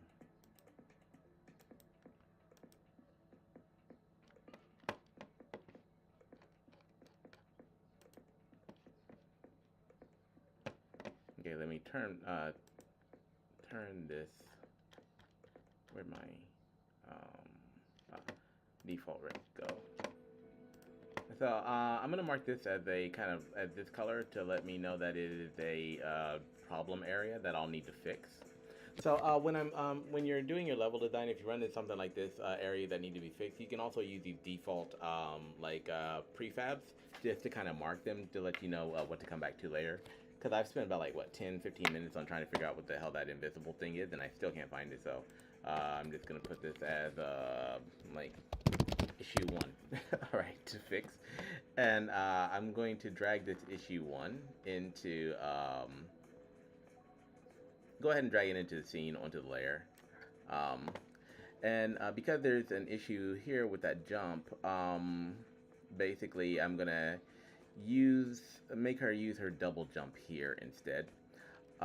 So we're going to grab this platform down here, this jump portal, and we're just gonna drag it here.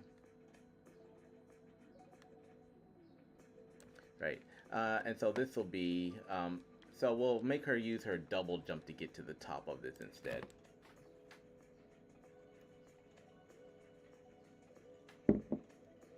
And I'll make, if I can't fix this issue, then I will make it something that is not traversable. You know, just something that, you know, just say, okay, well, she can't jump over this thing, so she has to jump down to do this. That is so really, really annoying.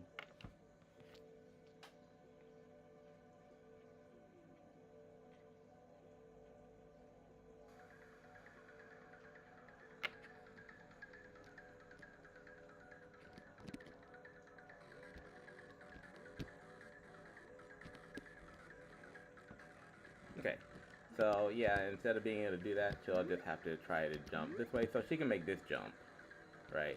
So you make this jump over here, and then she can make this jump over here, as long as she doesn't, like, you know, try to double jump. If she tried to double jump and I can't fix this, I'll just have it to where she runs into something and, like, you know, dies here. Alright, so she can make that jump. Okay, let's continue. Alright, so yeah, we can see the platform that she's jumping to. Over here, she's not able to see anything. Yeah, going backwards, she's not able to see anything. So, and that guy, he just bungee jumped straight to hell. Let's go ahead and move our player to this platform over here. Okay, close this up. That's going to annoy me all day long. Alright, so move this over here so, you know, she can... So there is a jump. Now, she's not really going to see anything because this is kind of like a long double jump. So this is one of those leaps of faith that she's going to have to take. But because this is a leap of faith, I want it to be a little bit scary for her, but she's not able to see anything. So I'll have to indicate that there might be something here in the background element. However, we are going to be a bit more forgiving for this jump. So I am going to give her a little bit of support down here. So because and it's not going to be visible support, so it should still be a scary jump. Um, but just in case like she misses it, it will be nice. So I'll add like some ground here for her. So I'm gonna duplicate this one and drag this over here. Now I don't want this ground to be visible to her. Yeah. So it'll be like some ground that's right below right here. Right. Oh. Yeah.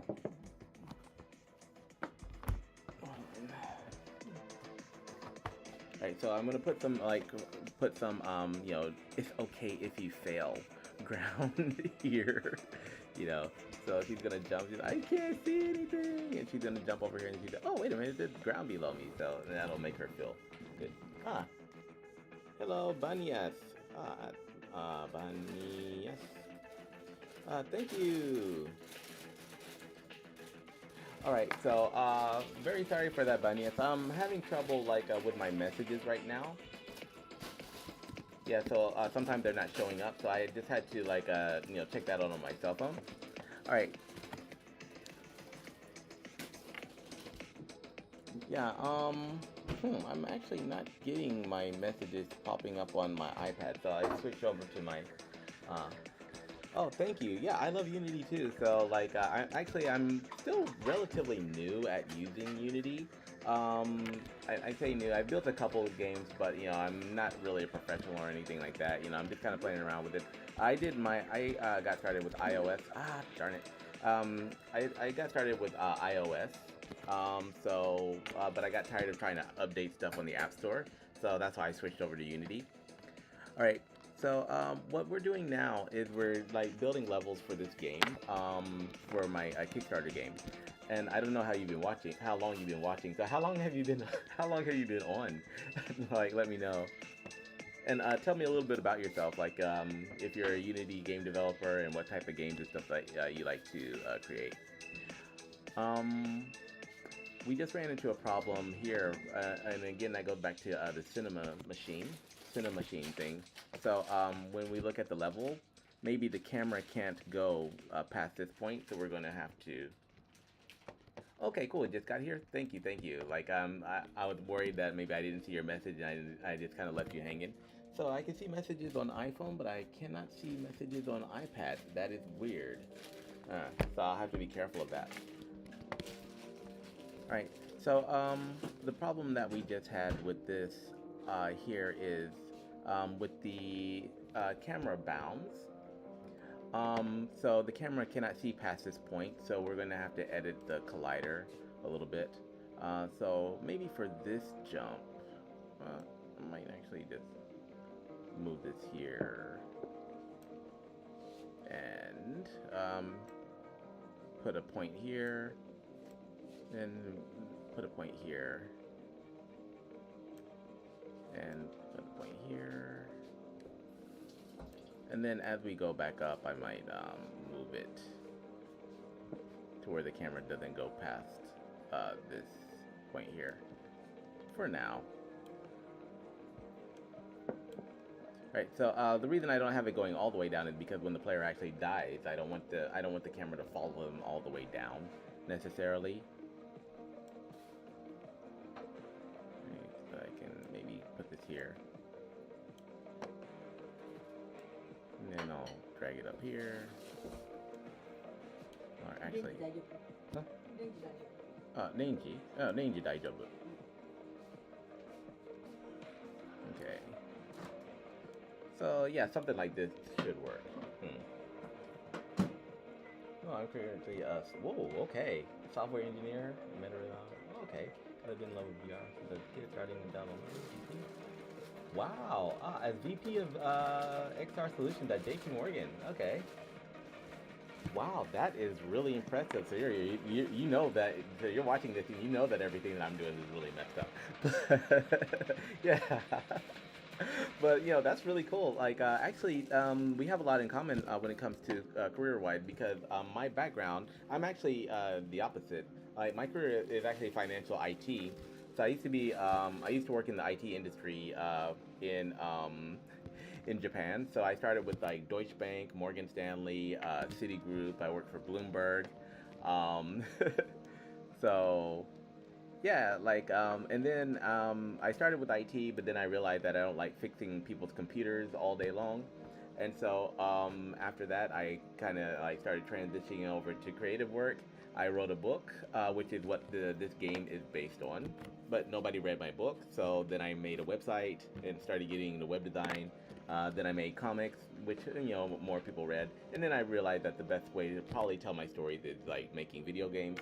So I started when I worked for Apple for a little bit, but they wouldn't let me make games, so I quit. And then I started doing iOS games.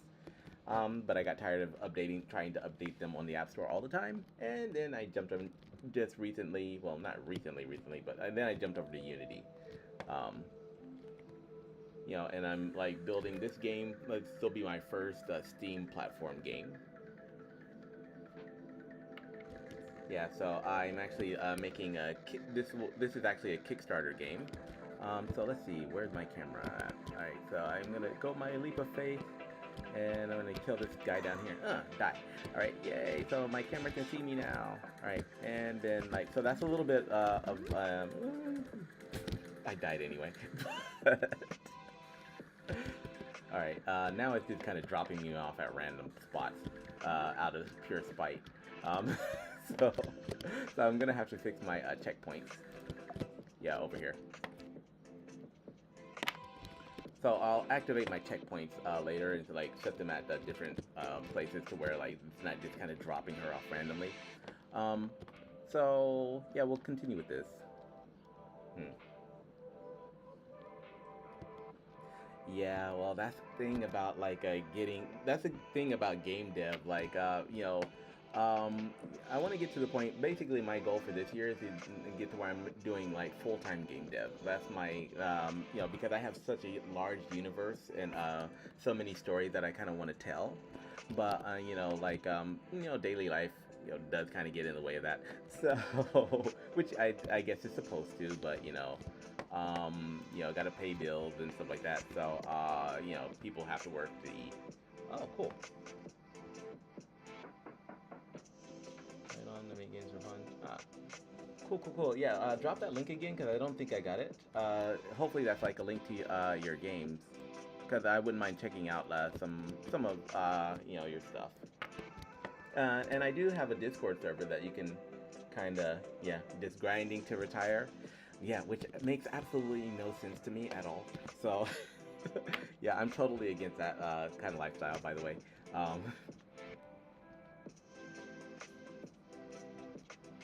Cool. I'm checking that link out now. Magic VR. Oh, wow, that's pretty nice. Okay. So, new Magic VR game, Rifts of Eudoria. Oh, that's pretty good. And all of this was done in Unity? Hold on. Yeah, Unity is mainly the platform that I'm using right now. Yeah, well, like the IT industry in Japan isn't really hasn't been good like since the Lehman shock, to be honest. So that's when I started transitioning more into like gaming, entertainment, and stuff like that. So I mean, but like I said, I'm at the point now where like I've invested so much into my company and into my brand. I do have an online store, which you're kind of looking at some of the software looking at some of the products right now. So I basically when I make a game, I make products for all of the characters, even if the game isn't completed, and that's kind of what I've been selling. So let me take you over to my online store right quick. It's called nerdyurges.com, and that's not it.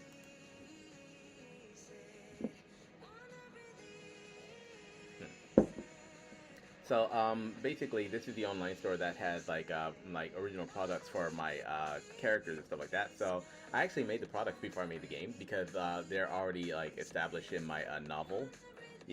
So this is kind of where I was kind of making money before, and then like now I'm just kind of building the actual games for this to kind of support the products, and all of that was going fairly well before COVID hit. So now I'm kind of back to square one with trying to convert my business from physical store products to actual digital products. You know, but they were selling these products were selling pretty good, even though there wasn't, even though I hadn't like created the CDULO game for it. Before COVID hit. So I'm kind of proud of that. So this year is like the challenge because COVID is over now, or so we hope. Hmm. All right, so let's see. Yeah, but I really like the look and feel of your game. So like, I'll probably, if you have a link to it on YouTube, I'll probably play that later.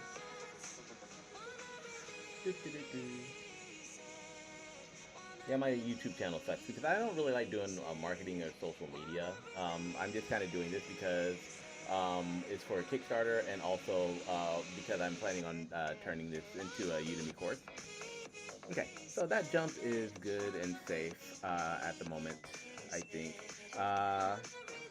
She couldn't make this double jump, so um, I'm thinking of what I can do to make that feel a little bit better. Alright, I'm gonna grab this sextagon and I'm gonna drag it over here as well. Alright, and for this, I'm not gonna do too much. I'm just gonna like put it here. Give her a little bit of a boost upwards.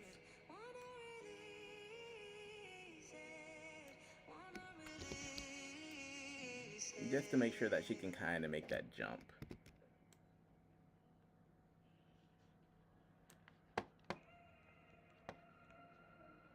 Now, I don't want it to be so obvious that there's something down here, but she does need a little extra, a little bit of height in order to make that double jump. Okay, so yeah, let's try this. I'm going to move the player back over to this pedestal here.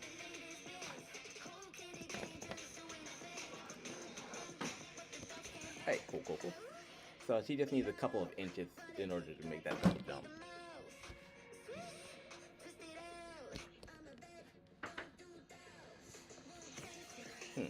Yeah, my computer's taking a really freaking long time to load. But that's probably because I have so much stuff open. So,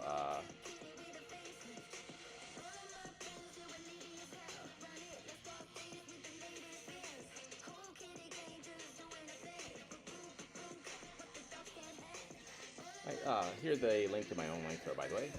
And a link to the, well, maybe not a link to the store, but I'll give you a link to my my main page, creativemv.com. Yeah, since my iPad isn't working, I have to do this from my phone. To the website, which also has links to the store. There you go. Alright, and I just died while I was typing a message.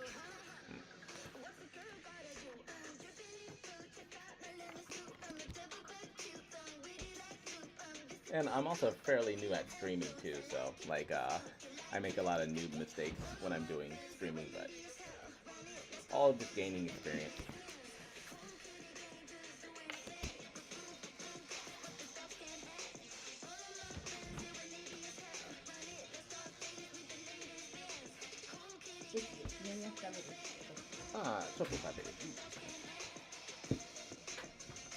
So I've got all of this. So now I now I have like Thai food and that I haven't eaten. And I have Korean food. So everybody's just bringing like international food. And I think they're doing this on purpose because they're trying to make me suffer while I'm streaming. Alright, damn it. So we're gonna go through this shit again, aren't we? Okay, I'm gonna have to fix that.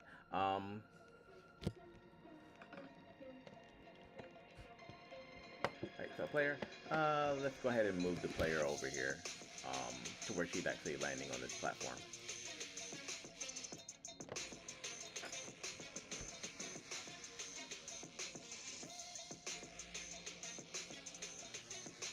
So, which country are you in right now, Banias? Right now, I'm still in Tokyo, Japan. So I've been here for like 20 years, but I've traveled to like most over like 40 different countries for my previous job. So I'm pretty well versed in travel to other countries before I settled here. Canada. Okay. Yeah, I've been to Canada. I've been to Halifax and I've been to Toronto before. Mm. Halifax, there was nothing for me to do but gamble. But I hit the jackpot. Like I got like $700 there or something. So I was happy. So it was a very productive trip for me. All right. So all right, we've got this down here, and then if she misses, okay, so she can't see that from that area, from that angle. Okay. Now when she comes over here, she's got a little bit of extra bounce there that I don't particularly like, but she can, make it to these other levels, which will get her back to the mainland. All right. Cool, cool, cool. All right. All right. Cool, cool, cool. All right. So that fixes that problem. Hmm. My office in. Oh, okay. So your office is in Toronto, but I live in Calgary. Never been to Calgary. I heard that it's a pretty good place, though. A pretty good place for living. So, my image is that it's very nice and peaceful. I'm originally from Chattanooga, Tennessee, so I'm a country boy who's kind of stuck in the city right now. Yeah, but I haven't really lived in the U.S. since I was like 18. So I came to Japan the first time like in 1995, and I was a foreign exchange student, and then I liked it, so I joined the U.S. Navy immediately after high school, like 2 weeks after graduation. I was in the Navy, and my goal was to come back to Japan. I'm like, yeah, I'll join the Navy if you send me to Japan, and the Navy's like, okay, sign the paper. So I signed the paper, and then like they're just like, we'll send you to the Navy after you go to this country and this country and this country and this country and go fight over here, go fight over here, go do this and do this for 4 years. They sent me everywhere else but Japan. And then like during my re-enlistment, they're just like, so would you like to, like, when my time was over, they're like, so would you like to stay with us? I'm like, are you going to send me to Japan? They're like, sure we will. I'm like, no, I want to see, like, give me the contract. um, yeah, I moved to Japan for a couple reasons. One, like, I really like Asian culture, so like, I think like spiritually, I'm more Asian than American anyway. I always have been, and that's the fault of Jackie Chan and Jet Li and like other martial artists like me. So, but also like Japan is, Asia tends to be. I like the Asian food and the Asian culture, and I'm also heavily into martial arts. So when I got out of the Navy, I actually came back to Japan because I was going to go I was going to be a pro MMA fighter. I was planning on fighting in K1, so I used to train with all of those old guys and stuff like that. All right, yeah, this works. All right, cool, cool, cool. So yeah, she can kind of see where she's going back to at the moment. Yeah. So that's why I stayed in Japan. My first 4 years in the Navy were in the Mediterranean and around Africa and like on the in Virginia. That was my main base. But then my last 2 years, because I negotiated very well, was basically I told them, you don't send me to Japan where I can use Japanese, I'm not going to re-enlist. And they kind of needed my skills at the time. So I was like, okay. And they finally like let me come back.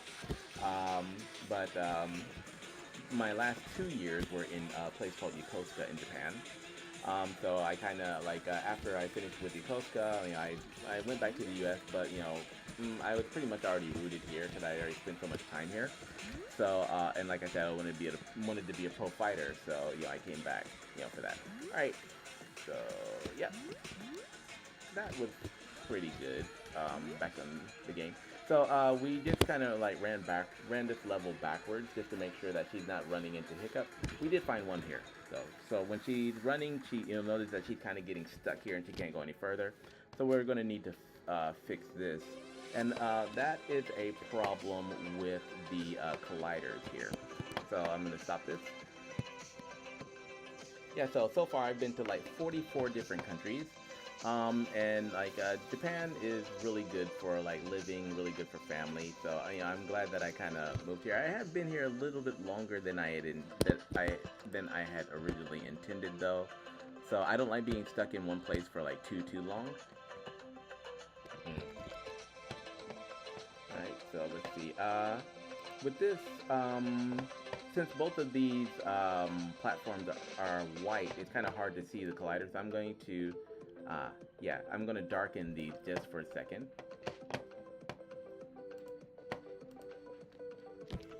Okay, and see which one is higher, which one's lower.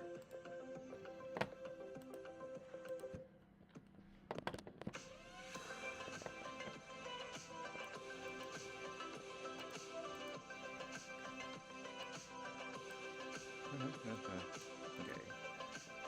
Now this one's getting in my way. Ground one, where are you? Okay, that's ground one right there.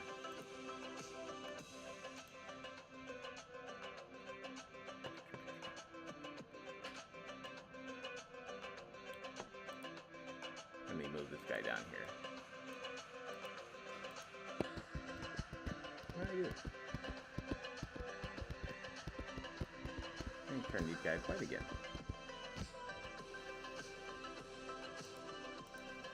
Okay, that's what I did. Alright, so this one is bottom ground. Okay, okay, yeah, that's what happened. So, the bottom ground for this one, I think I need to, yeah, better align that with here. So I'm going to actually put the collider for the second ground over here. I'm going to drop it down. Oh, you gotta go? Okay, well, yeah, it's good to, it was very good talking with you, so, like, hope you come back to my, stream next time, and I'll be, like, continuing with, building the levels. Right now, we're just kind of, like, doing the layout for it, but, I'll start doing the actual graphics for it, once we have, you know, basically the starting point already defined and stuff like that, and adding enemies to it as well. So it's very, very nice seeing you, and, you know, I hope you jump back in for my next stream, and, you know, like, if you're interested in the story, check out my website, because I got a lot of, like, details, you know, a lot of information on that about, you know, the game that we're building, including the novels and the comics. So I'll catch you later, and I will continue to build, and if you jump back on and I'm still doing this, well, like, we can chat again. Alright, so let's see. For this, to solve this problem, I'm going to go ahead and align, make sure that this is maybe aligned right there, kind of. And then I'll do the same thing for this bottom.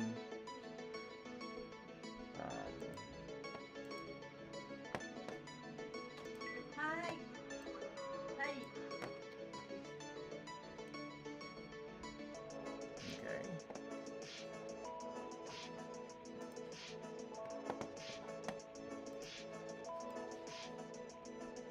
Yeah, I kind of want to make sure that this bottom block.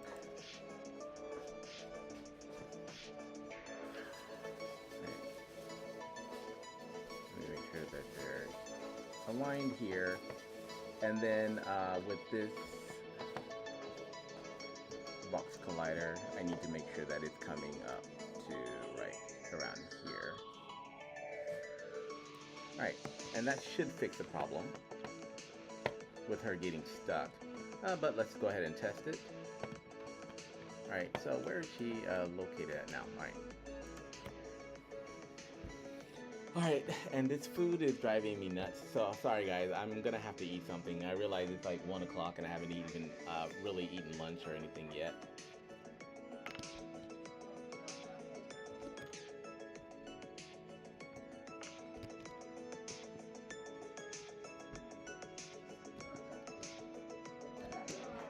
Yeah, I'm getting a good mix of like Thai and Korean food, just like just sitting right over there. And I'm trying to be gracious and not eat in front of anybody, but I can't help it. I'm gonna have to go for it.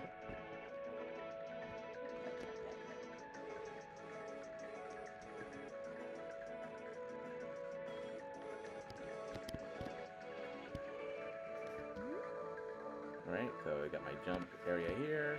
Alright, I got enemies that are shooting at me. Good. And damn, and hitting me too. He's pretty accurate with that shit. Alright, I might have to kill that guy first. He's like, you can't get past me. And I hate the fact that he's just kind of being dropped off randomly. So I'll do my little save here. Okay.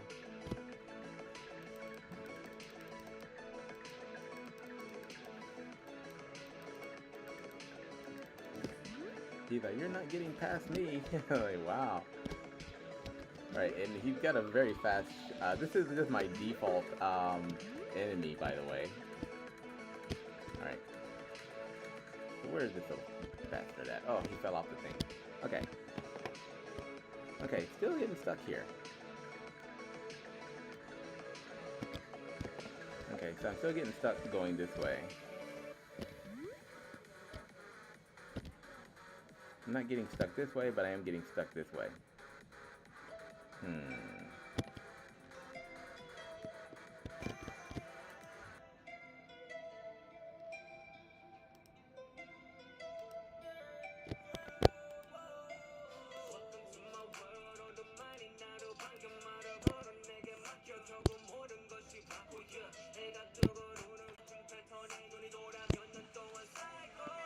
Okay, yeah.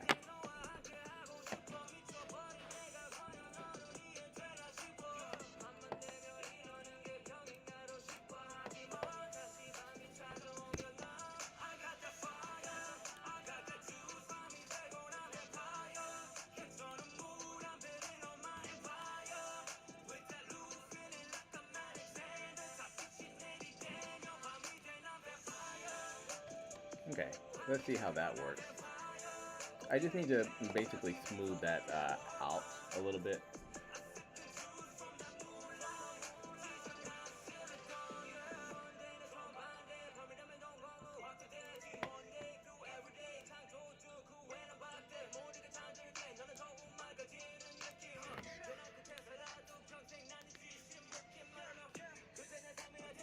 Okay, so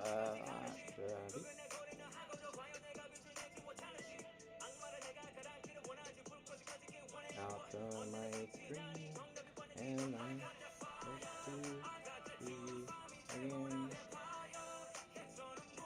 very soon. Okay.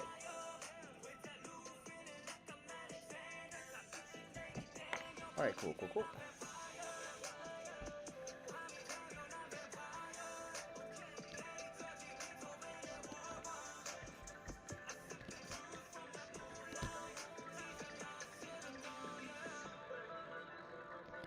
Alright, let's see if this is smoother now, or she's gonna run into a hiccup.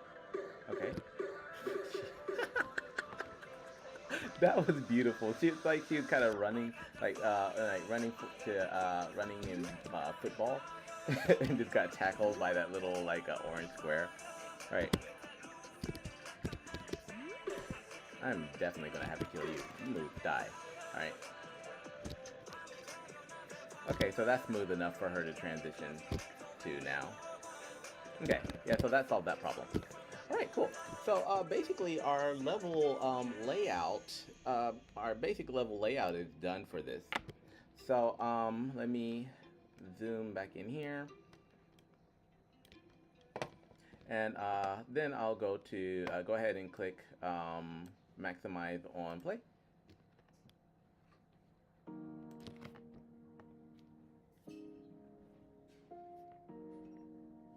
It looks like it's getting ready to start raining outside.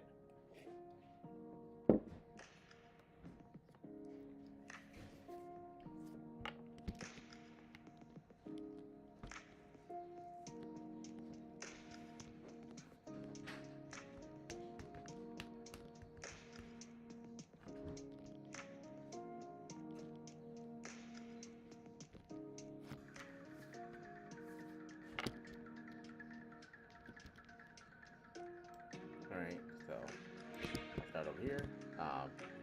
Well, I'll run back to the beginning of this and ninja kick this guy. Die. Alright, so we got our two like a little tree that are just kind of floating there doing absolutely nothing. Alright, and this is the start of a, well, I think I'm gonna make this start even higher to where she has a higher drop. So let's go ahead and run through this. I'll get rid of this message box. Okay, she's running. I can work a little bit more on her run cycle, but like I'm just kind of being lazy right now. So, okay, so single jump this, shoot this guy, double jump this. All right, clear that. Make sure the camera can see everything. All right, boom. Oh, I caught him in midair. I'm good. All right, double jump over here. Get rid of those particles later. All right, I can drop down here.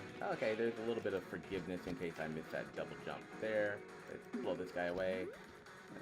Jump. Well, those particles that you're seeing right now they're actually like enemy spawners, like any enemy spawn indicators. Right. Jump over here. So yeah, the player is having to use her double jump a lot. This will be a single jump. And she'll like she can't single jump all her way up here, so we're going to have to like use her double jump there. So now at this point, the player should be well versed in her double jump ability. Right. And then we've got this right here. Boom. Alright, let's go ahead and blow this guy away.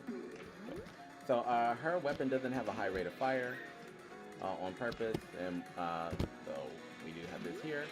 Like little curves, so we got some landscape variation here. We've got our platform for her to ride on.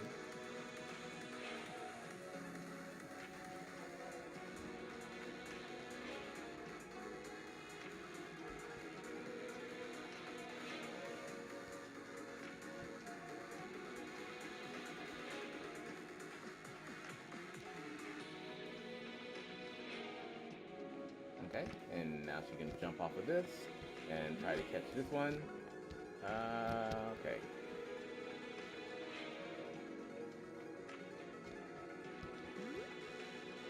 So instead of jumping, I might want to make sure that she knows that she should drop down on that one.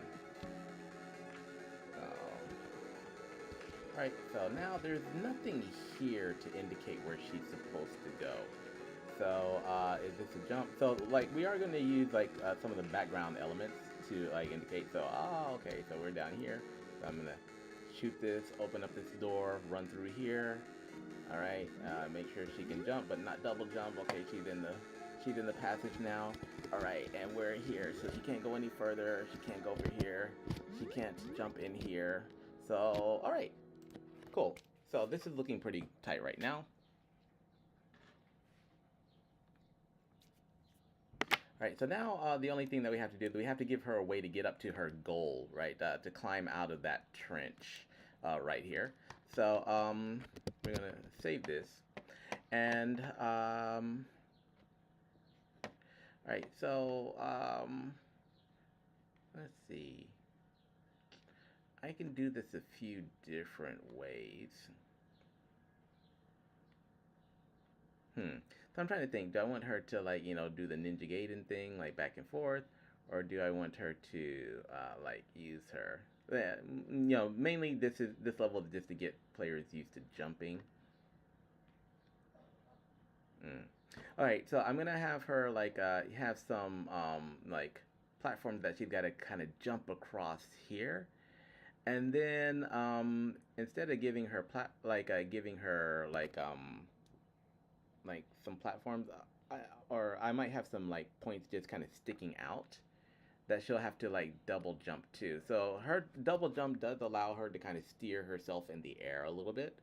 So I might, like, put, like, a hanger here, a cliffhanger here, and then, like, she'll have to jump to the next one, and then she'll have to jump up here. So, yeah, I think that'll be the route that we go. Okay, so we're going to define that one, yeah, this thing right here, that jump point. Alright, and we're going to duplicate this jump point, and I'm going to drag this jump point all the way over here.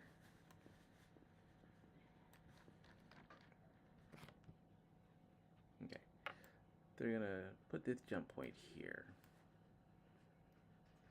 Right, and shrink this down a bit, make it a bit more narrow. And we're going to duplicate this jump point here and like make it to where she has to kind of like use her double jump to get to this one.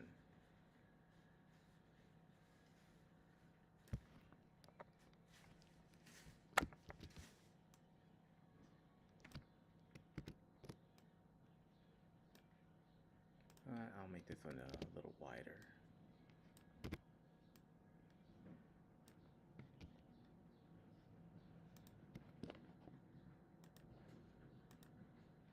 Okay, my UI is getting in the way of this. So actually, let me turn my UI off.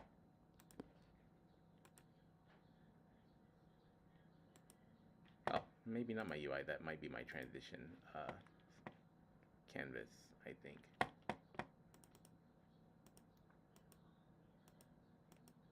Yeah. All right, so let me go in here.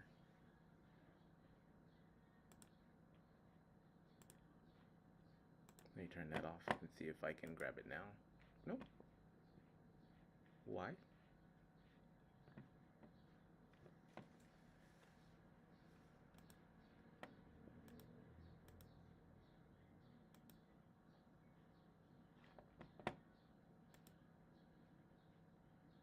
Huh. Okay, I thought I had that inside of this, but apparently not. So,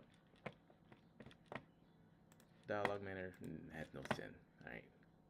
So I'll turn off my cursor canvas for now.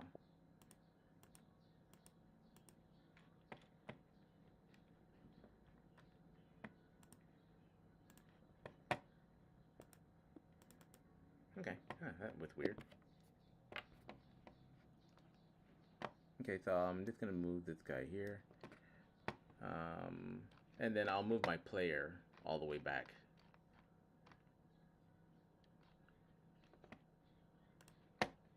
To this area.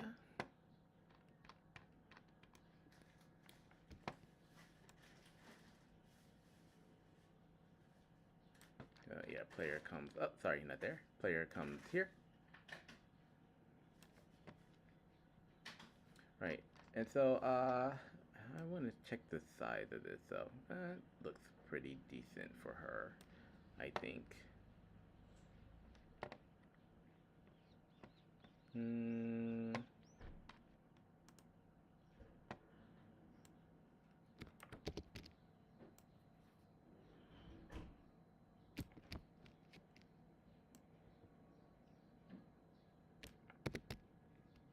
Okay, I'll move this one there, and then for this one here, I'm just gonna kind of shrink it down. I just want her to have like a little foothold, but at the same time, I want her to be able to. I want her to have to double jump to reach this. All right, so grab the player, move her up.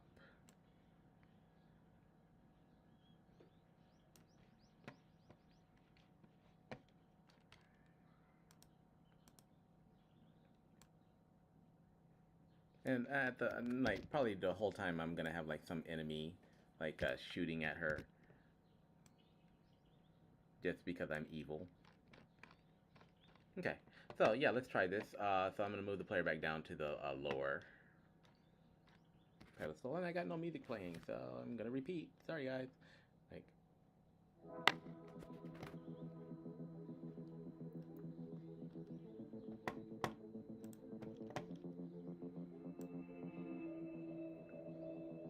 Move her here. Actually, no, I think I'll go ahead and start properly from here.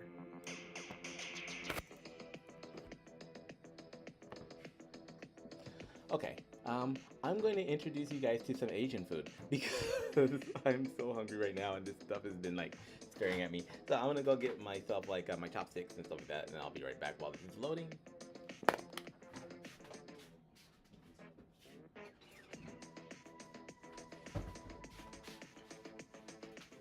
And then I just kind of realized that I can't eat this without spoon.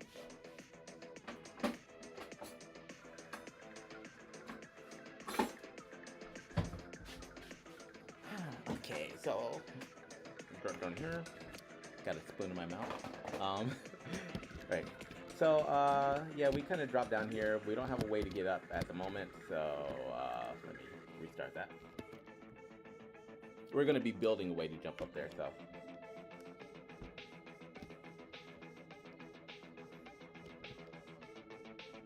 Yeah, I guess I could go ahead and do that.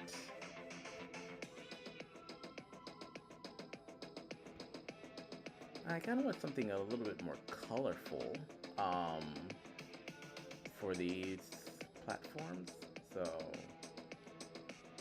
yeah, all right, I'm gonna go into my old level. So level 1 old map, and I think I have like some platforms in here. So let's see, what are you? Are you platform 1? I'm gonna duplicate this platform 1 and drag it into my platform here and cut it on. Alright, let me go find this guy. Dude, that is an ugly ass platform. I'm not gonna use you. Rejected. I was planning on using it, but then I found out how ugly it was, so it just kind of got... Alright, so let me turn my old level map on. Right, and this is what you're kind of looking at. Basically the default level that we built in the last game. So I should have some platforms around here somewhere. Some decent looking, like, decent looking platforms. That's what I thought, but apparently not. Where are my colorful platforms at? Okay, yeah, I got nothing there.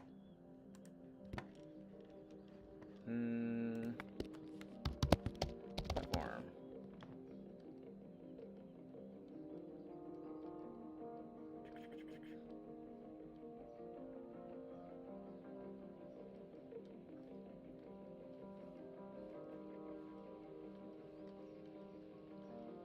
Okay, I thought I had already built like some platforms, but apparently not.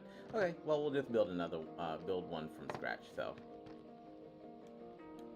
So around here, I'm going to could use this moving graphic, but I don't want to use their like thing. So I think I'm gonna grab this one. These are some like just some sprites that I drew. Um, So I'll grab this one and drag it into the scene. Make sure that it is on layer 0. Okay, so make sure that's on layer 0. And I will also, hold on. Yeah, make sure that's on layer 0. And I will make sure that it has a rigid body 2D, and also make sure that this is set to static. And then I need to make sure that it's got a box collider, so I'll add a box collider 2D. Not a new script, damn it. Box collider 2D. And I will set this to trigger. And I'll just like manipulate this to where it's kind of like right around here. Okay, so something like this. Alright, and also with this, I'm going to need to make sure that it is set to ground, so that when the player lands on it, the player can interact with it. So I'll set this to the ground layer and to the ground tag. I'm going to name this just like jump platform. Okay. And because this is so, I guess, so kind of fat, because it's from my Quest of the Gummy Witch game, I am going to maybe shrink it down to something like this. Kind of squish it a bit. Alright, so that'll be our first jump platform. So let's make sure that it works. I'm going to move it over here. Alright. And then play the game. And while I'm playing the game, I am going to, so this is called okonomiyaki. This is a Korean, it's a Korean food that's kind of been transferred over to Japan, but it's basically like pancakes, right? So the Korean version of this is actually much thinner, and it's called like something else. But this is the Japanese version that is a little bit more fluffy, and it's got lots of vegetables in it. So it's like a pancake with cabbage and like, you know, seafood and stuff like that, which I'm going to definitely eat in front of you. Okay. Oh, that is amazing. All right. So now I'm here. I've got my platform here. And she can jump on it. Yeah. So that's working correctly. So we're going to go ahead and create a prefab out of this one. And then after we've created the prefab, what we're going to do is, oh, thank you. And then after we've created the prefab, we're just going to swap the graphics out. So I'm come over here to my jump platform 1, and we'll jump in here and just kind of drag this guy over into prefabs.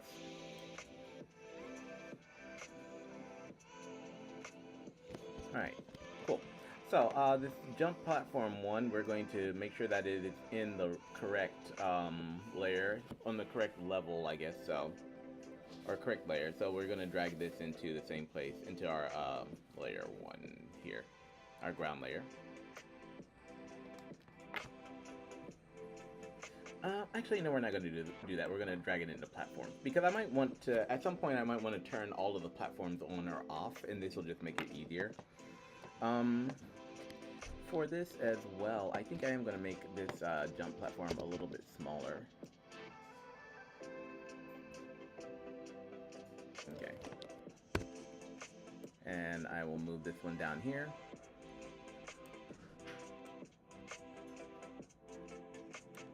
Alright. And so now I can grab the player as well and move the player down here. Oh, hold on. Like, yeah, it looks like it's starting to rain outside, so I'm gonna jump off to grab laundry right quick. So I'll be right back.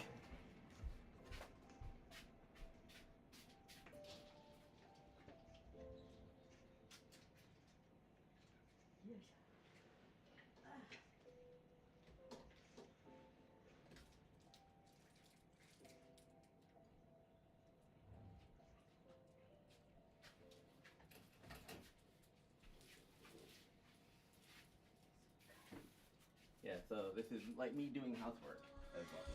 You interrupt me and I interrupt you. A shame. When did we start losing and stop giving? I remember I gave it time, all of my time.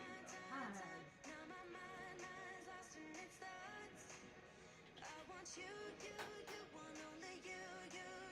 But my heart's all tied up in knots. Wanna release it. Okay, hold on, guys. I gotta take some of the laundry upstairs because we don't have any place to hang it here.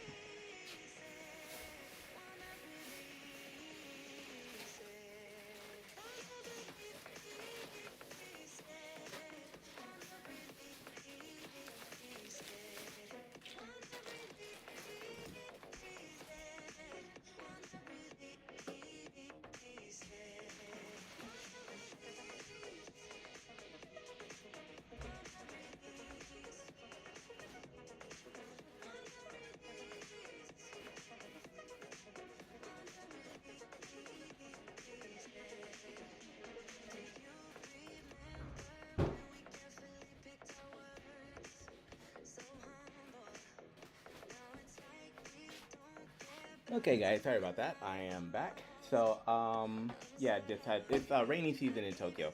So, basically, you know, we have to kind of be careful when we hang our laundry outside. So, alright, so back to what we were doing. So we're gonna have these little stepping stones for her to kind of get up to the level. Yeah, get up to her goal, I mean. Alright, and that still looks a little big.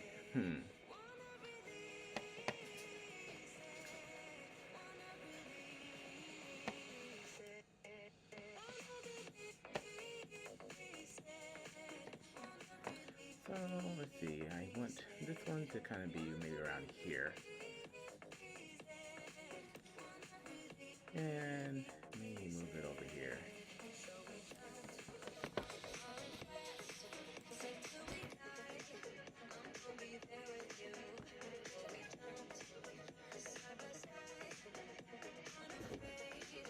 So for the first one, I might want to have her single jump.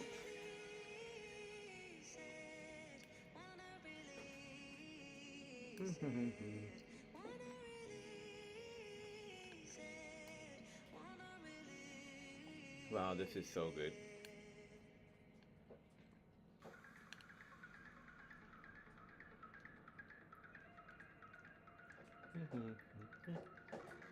Mm.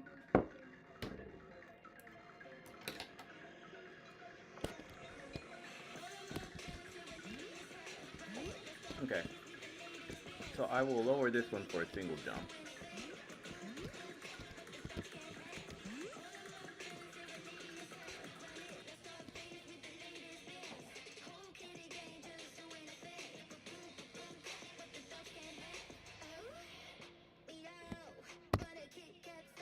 Yeah, so I'll lower this right here to make it easily accessible for a single jump.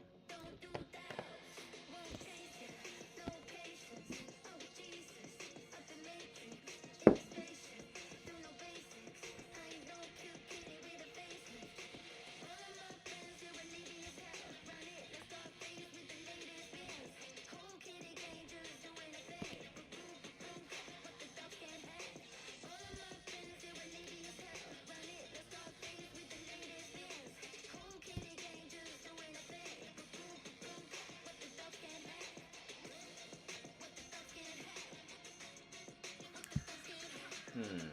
Yeah, I just had to close the door too. Like my big window.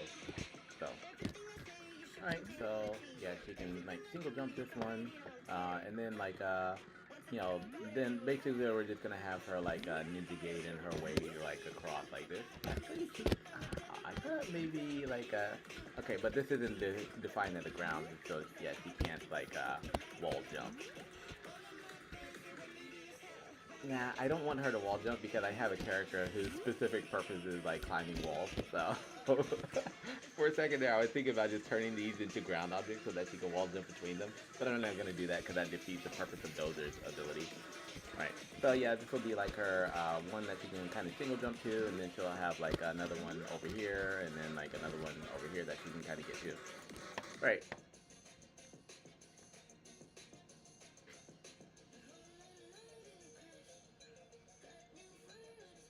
Right. So we're going to duplicate this jump platform and just move it over here. And we're probably going to change the graphics around on these a little bit as well. And duplicate this one and move it over here so you can kind of get the idea.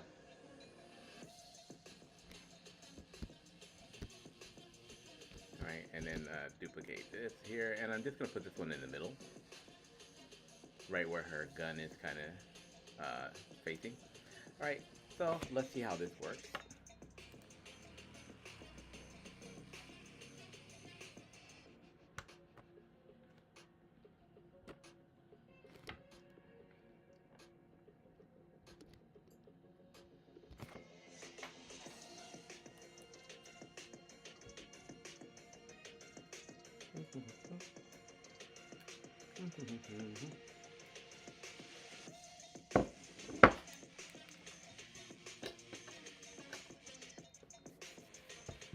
Okay, so that was my okonomiyaki, which you just saw me eat.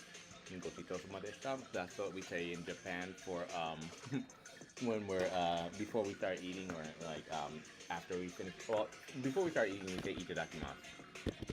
Then after we start eating, we say gochisousama deshita. All right, that means like basically thank you for the food. All right, so you got this one, this one, this one. This other one needs to come up a little bit, and then that'll give her a straight jump to here. All right, so that works pretty well. And then like she can jump here. She can't single jump that, so I'm not sure if I really. Okay. Maybe I don't want her to single jump that actually. I might want her to have to double jump this one. Yeah, which would put that platform right around there. Alright, yeah.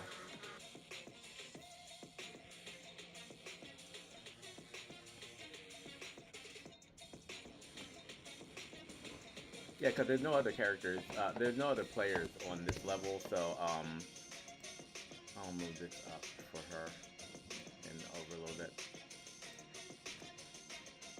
And then I'll make this something that she'll have to double jump to get to reach. So maybe around here would be good. And then I think I can get rid of this one. Or just kind of hide it for now. Alright, so let's see. I just ate my Japanese food, and now I'm gonna eat my Thai food. So this is what the hell is this called? Gapao. Yeah, gapao. So this is a traditional Thai dish. And it's basically rice with minced pork or minced beef with some kind of spicy vegetables, and eating Thai mai. I just discovered recently that even though I've been living in Japan for the past like 20 something years, I have actually developed, or probably because I've been living in Japan for the past 20 years, I've developed an allergy to Japanese rice, which is really, really trippy because I cook a lot of Japanese rice and I used to eat a lot of Japanese rice, but now I can't really eat so much of it. However, Thai mai and other Asian and African type of rice, like more long grain rice, actually works much better for my body. So, alright, so can she single jump this? No! Boom, so that's gonna knock her all the way back down here. Alright, so she's gonna have to use her double jump ability again to reach this. Ooh, and that was kind of cutting it close there. So I might have to, like, drop this final platform down just a little bit.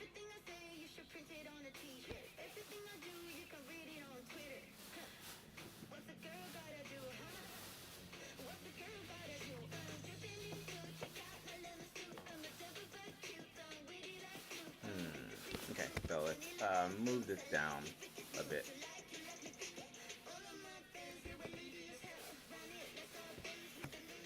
Right, so yep, this is like spicy Thai Thai rice with kind of sweet and spicy pork. So, and this is called gapao.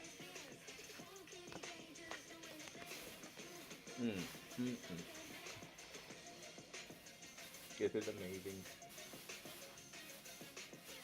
And we have our fried egg here with and one thing I love about Asian food is we always have vegetables mixed in with everything. So that was like a little bit spicier than I thought today.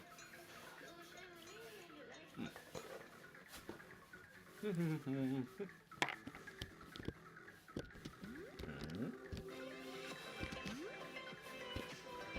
good.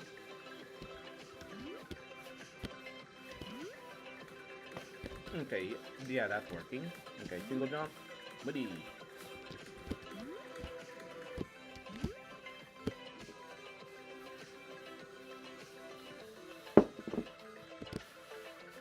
Okay, so single jump isn't working, so we'll have to use our double jump to get up here. Alright, cool. And will her double jump take her up any further here? No, holy shit, she made it. Yeah, but that was still a little bit, yeah, I kind of don't like the way that she's getting up there.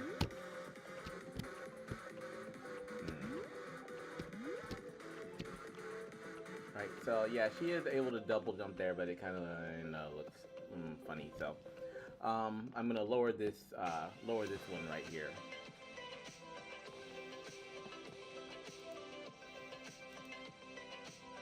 Right, so I'll go to this ground one here, and just drop it down a tad bit, maybe even to right around here.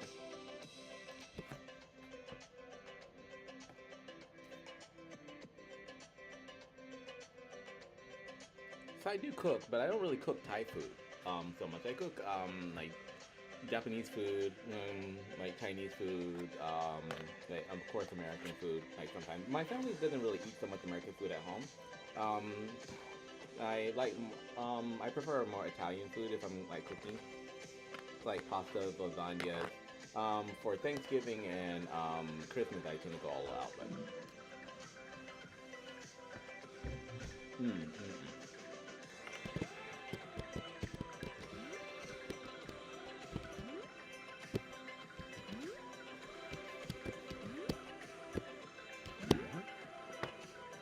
Alright, cool.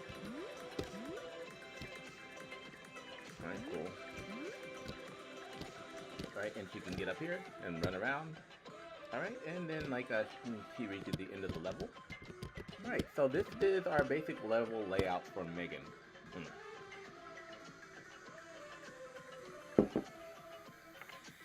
Make sure I don't got nothing stuck in my teeth while I'm talking to you guys.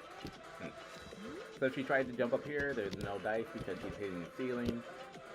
But if she forgot something, she can, go back. So let's run this level backwards. Right, she can jump here.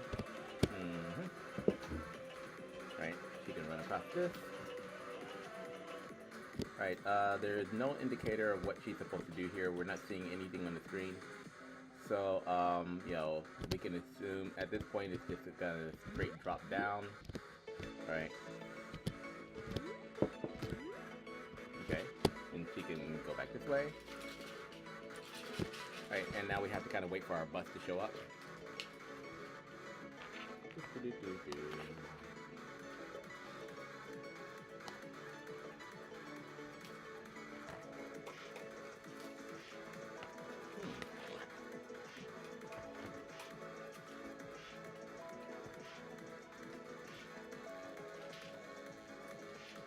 Alright, this happened before.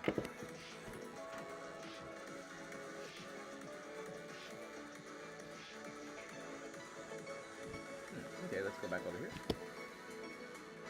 And that is so weird. Okay, let me do a double jump to find out why my platform disappeared. Oh, that's high. Okay, that's weird. So we just had a platform just kind of, our moving platform just kind of disappeared for no reason.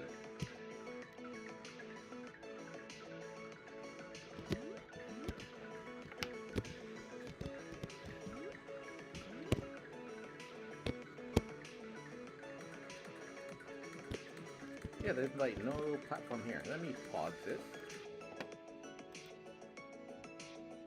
It's not gonna let me do that, will it? Oh, okay. Yeah, that is strange. Alright.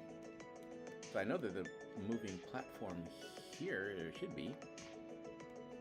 So when coming from this side, the platforms are disappearing. Why is that?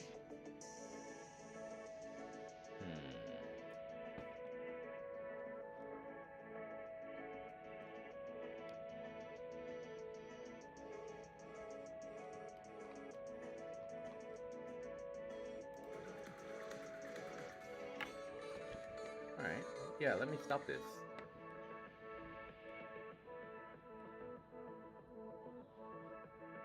Okay, and I'll turn maximize on play off.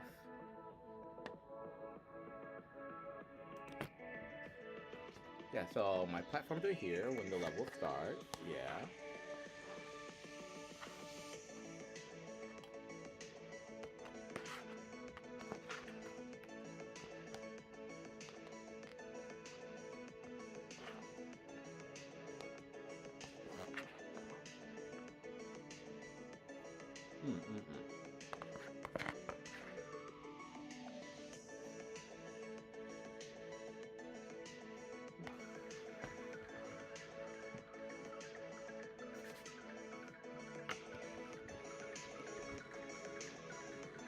Okay, I need to find out what's going on with these guys.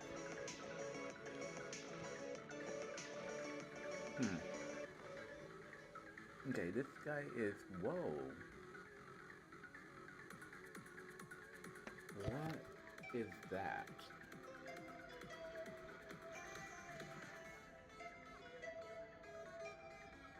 Alright, that's moving. Huh. Let me try that again.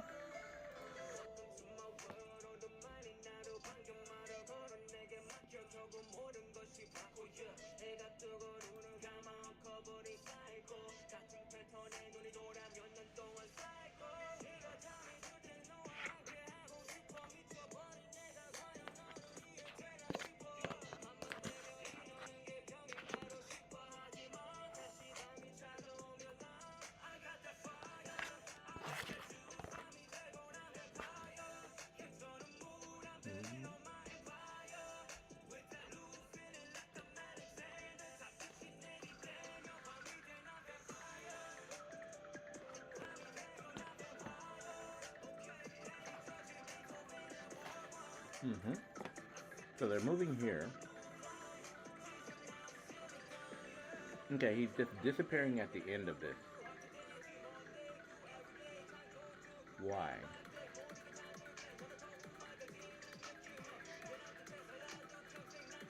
Okay, so this one is working, but this one disappeared. So we need to find out why that's happening.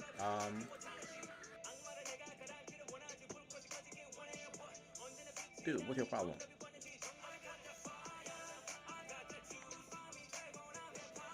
Okay, so this is moving platform 2. Platform, platform, platform.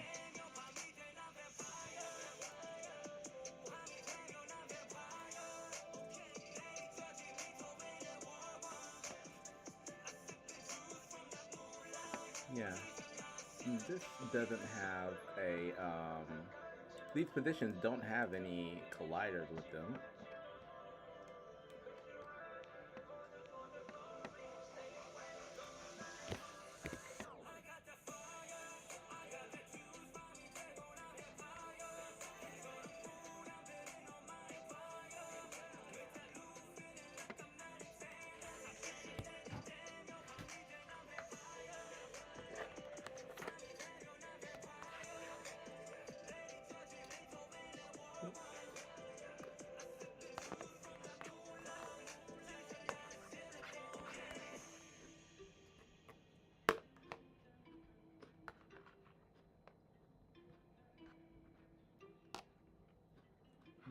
This is so amazing.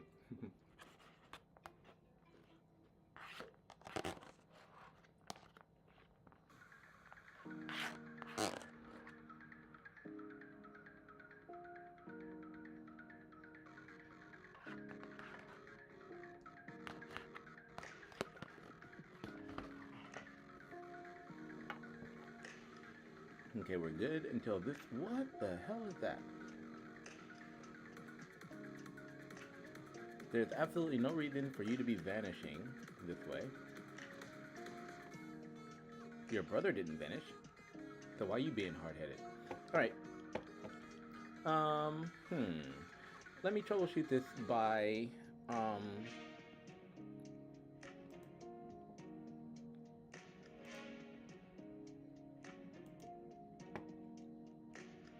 wonder if it is running into something.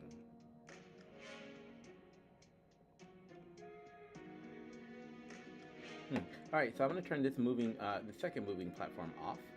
And let me try this one. Like, duplicate this guy. And move this moving platform down here. Again. And I'll basically roughly set position 2 back to the point where it should be, right here. Right, and I'll move the moving platform itself up.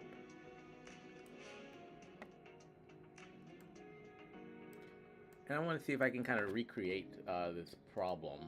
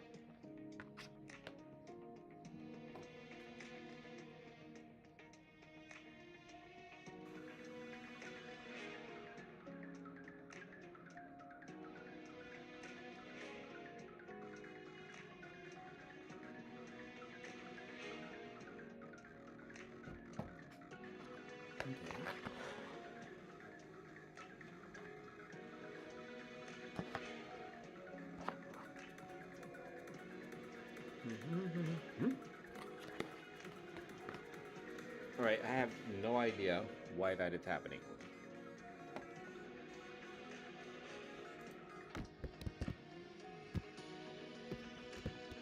So it's interacting with something that's making it vanish once it hits this point. I'm going to see if it works correctly, like at its normal angle.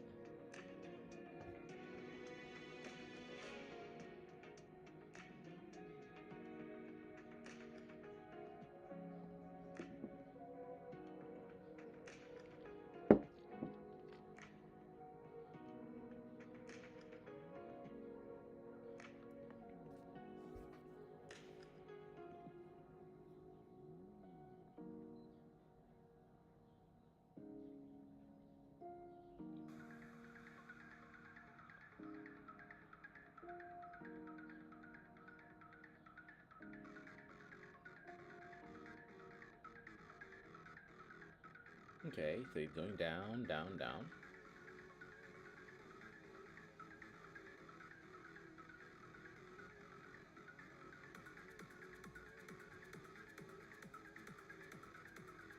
Okay, so same as the... It's disappearing again. Why? Huh. That is weird. There's something that's causing this to disappear when it contacts position 2. Sorry about that. Let's see.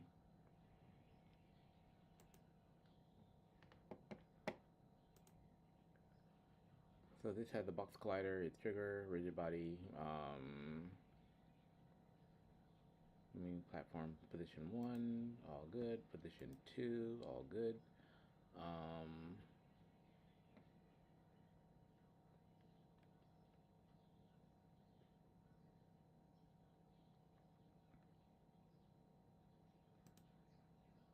What in the world is that?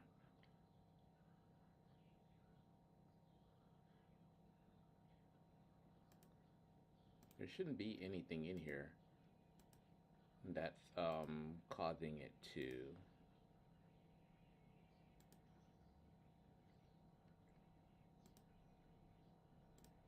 vanish like that.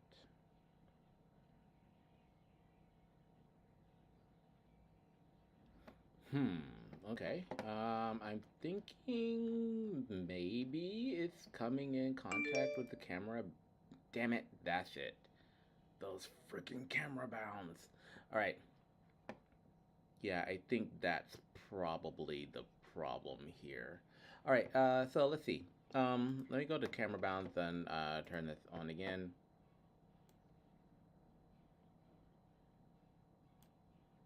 All right, let's go ahead and do this. Like, since camera bounds wants to be a bitch about it.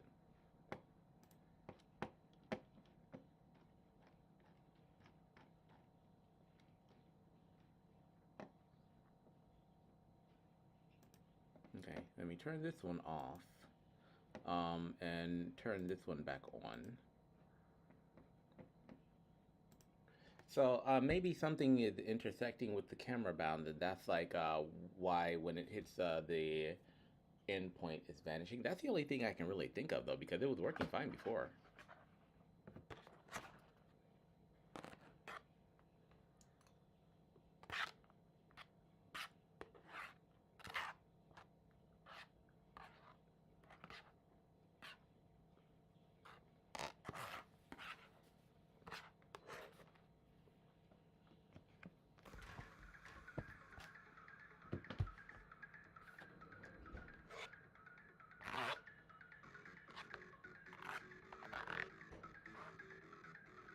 You're just hearing me scrape the bottom of this plastic container.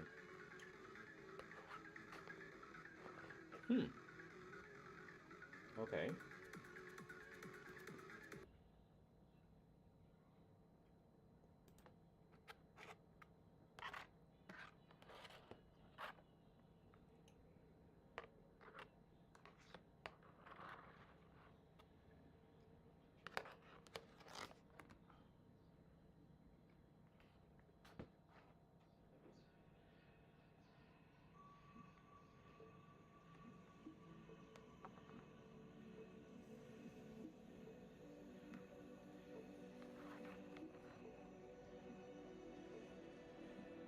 Okay, yeah, this heat is eating my computer.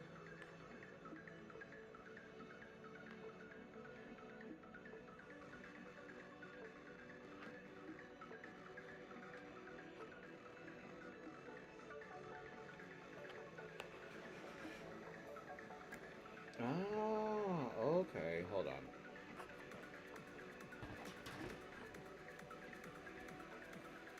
Maybe it's not the camera bounds after all. It might be this ground thing that it's running into. So this might be a little too close to the ground. So let me move this platform up a bit to keep it from colliding with this green ground, that area.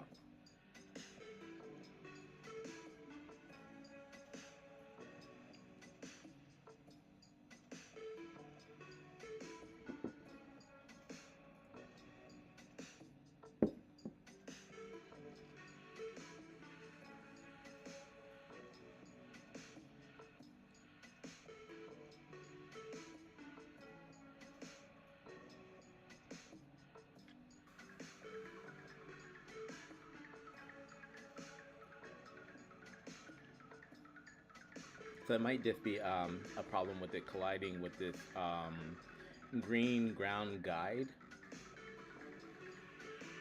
Or not. Fuck, I don't know what's wrong with this thing. Um, I was trying to make a legitimate excuse for it, but now it's just like being a pain. So, yeah, because like we're using the exact same, this is a duplicate of this, so. Alright, let's see if it works if I just move it to a completely different area. Then that means that would indicate that there's something down here. So I'm gonna put it like somewhere really, really stupid, like all the way up here.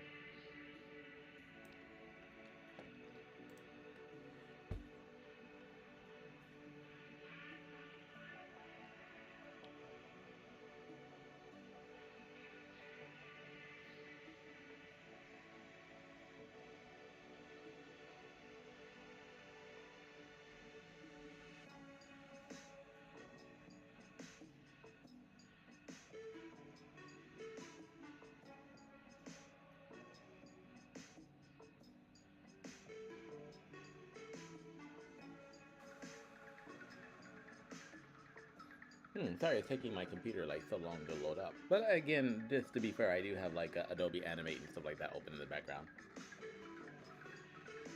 Okay. So it's only when it touches that. Why is it when it touches that? Okay, yeah, I don't know why that's happening. Maybe, let me check my position 1, position 2. Circle, there's nothing in here that it should be interacting with.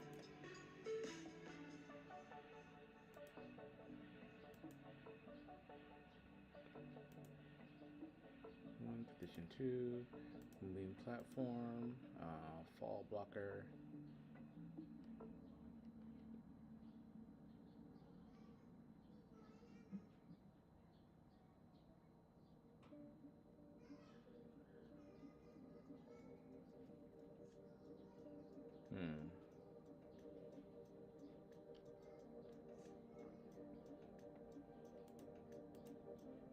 Yeah, I'm not gonna troubleshoot this too much longer. I mean, I was troubleshooting it so long because one, I'm eating. So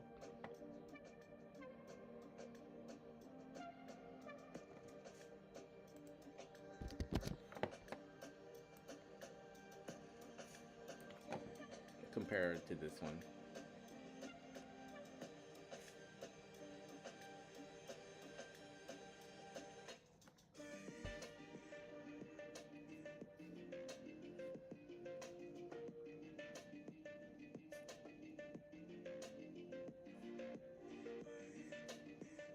I mean, this moving platform isn't necessary, but I do just kind of want it there.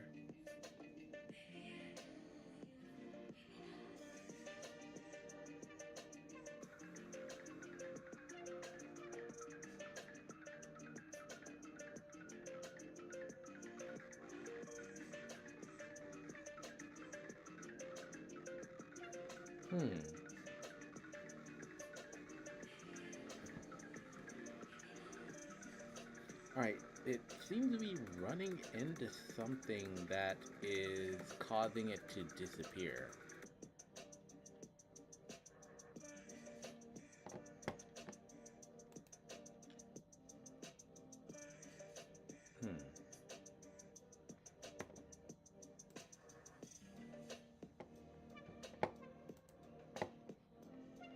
Okay. Let me shorten this right here.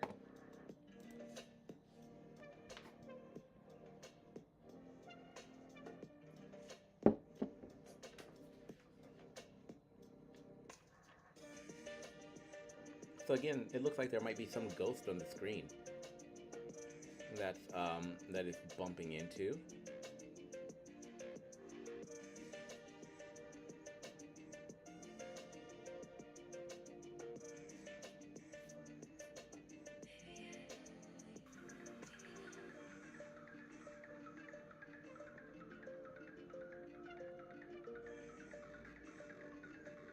Okay. So it goes over here, touches that. and then it goes back. Okay, I have another ghost on the screen. That is causing this to, like another little Bermuda Triangle zone kind of thing. Alright, it's good until it gets to that point. Maybe move him over here a little bit more.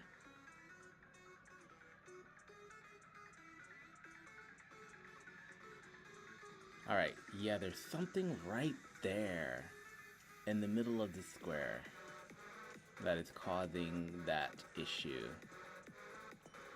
I have no idea what that is though. That's gonna drive me freaking nuts. Alright, so anyway, I'll drag this out here. Okay.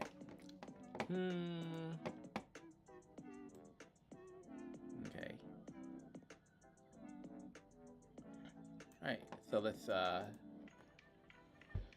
wow, okay. So I've got like some kind of ghosts kind of floating around on the screen that things keep on kind of bumping into.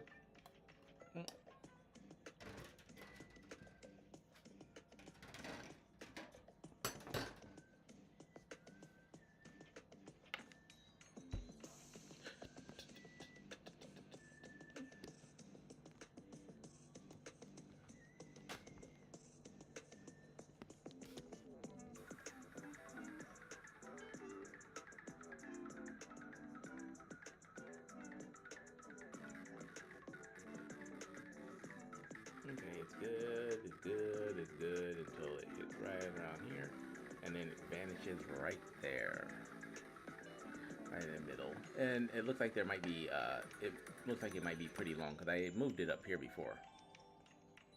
Alright, alright, so we're going to move position to closer to this over here, I think. And again, I'm going to have to put a indicator.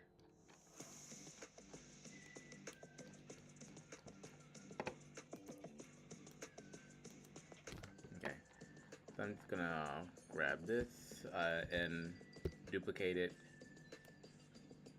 and let myself know that there is a problem area in the middle of this somewhere that I've got to troubleshoot.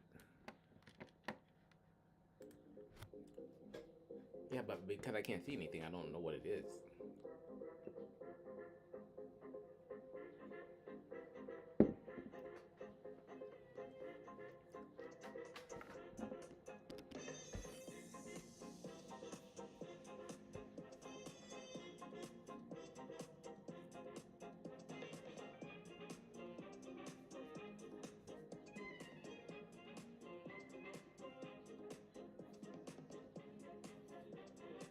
Yeah, but this, you know, this is what happens when you're doing game development, so not such a huge deal.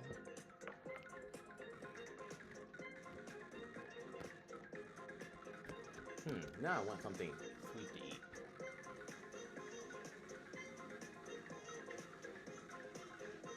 Okay. Okay, so yeah, this is working correctly now. So it's not vanishing, it's only vanishing once it gets to the middle of this square for some reason. Right, so yeah, let's zoom out of here and let's kind of play. And see if we can get her to jump back across this. Oh, stop. I forgot to do maximize on play.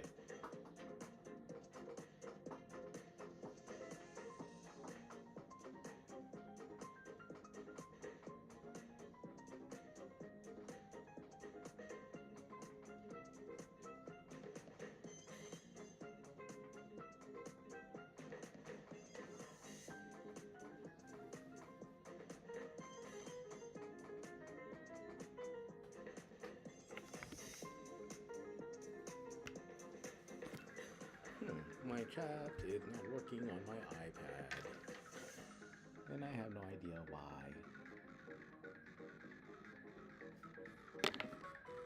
You stop. Maximize on play, and now let's do this again. Okay, I'm gonna grab, you know, pour myself a little bit of white wine to drink. So I'll be right back.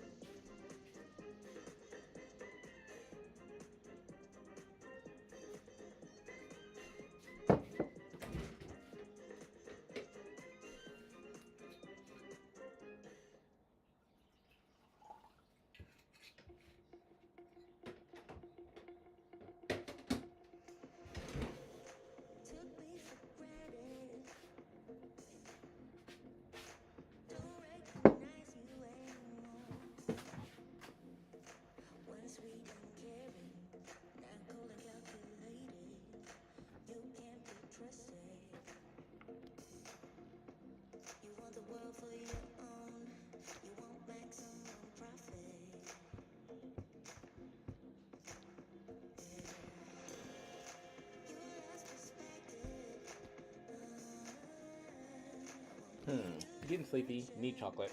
Got. I just poured some like white wine into my Darth Vader Yoda mug, which a friend of mine got me for my birthday because they know that I love Star Wars. Mm.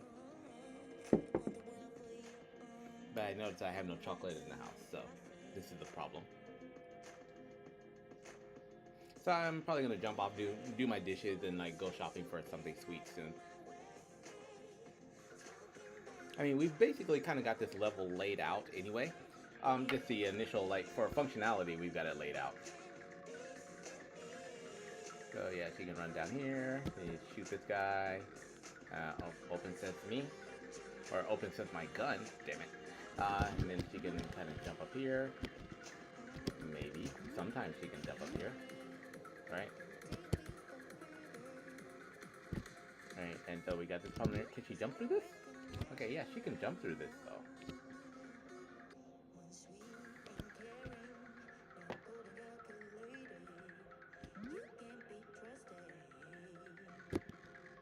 Okay, technically if she jumps she can like do this, but I'm gonna make that to where it's shootable only. Okay, so she got a double jump here, and can still run. Alright, so she's gotta wait for her ride to show up. Come on.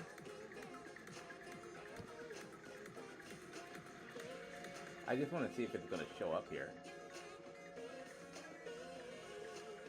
It doesn't appear to be coming. Why?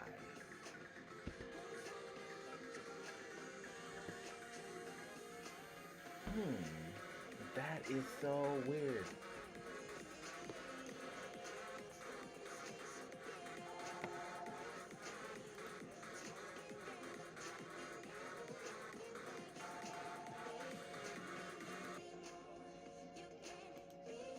Hold on, that's my phone.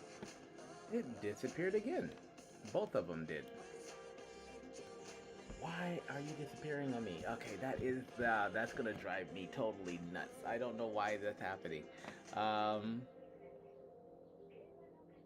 Shouldn't have anything to do with the player.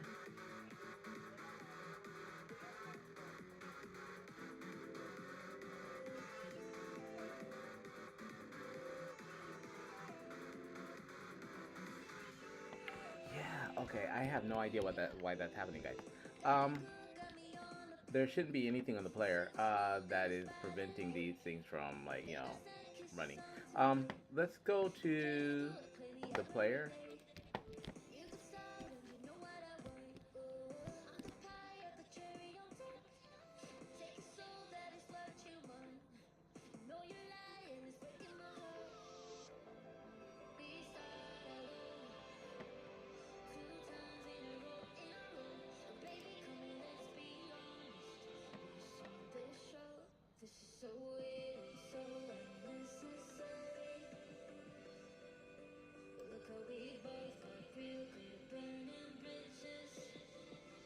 What in the world is this, like, blue thing? I just noticed that, actually.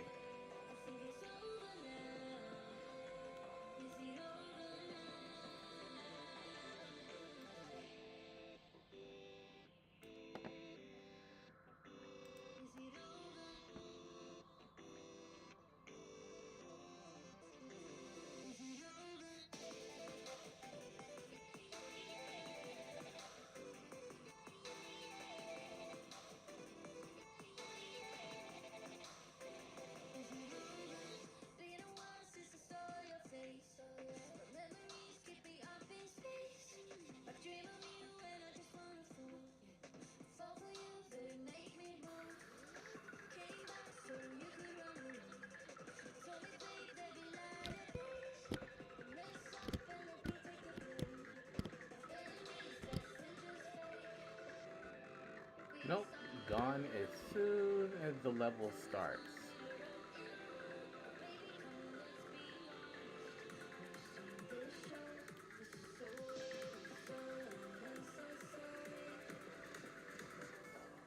What is that? Okay, yeah, I'm gonna have to like jump off to troubleshoot this because I have no idea what this is that they're kind of running into that's causing them to vanish. I noticed that they didn't vanish when I was on the opposite side, though. Mm,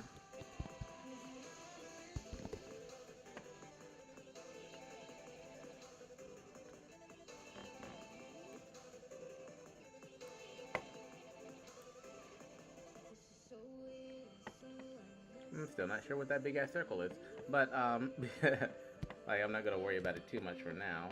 Just gotta go ahead and move her over here.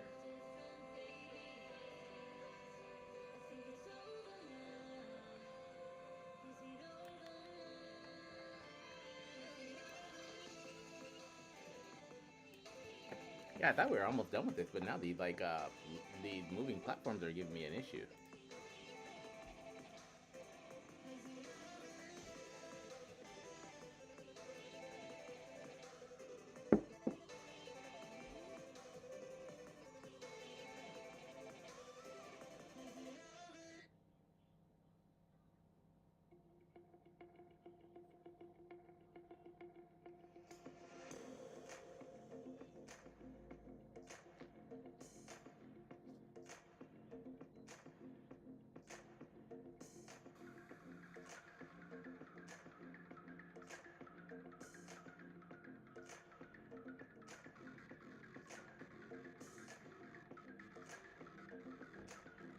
Okay, going. What about your buddy? No, but you're okay.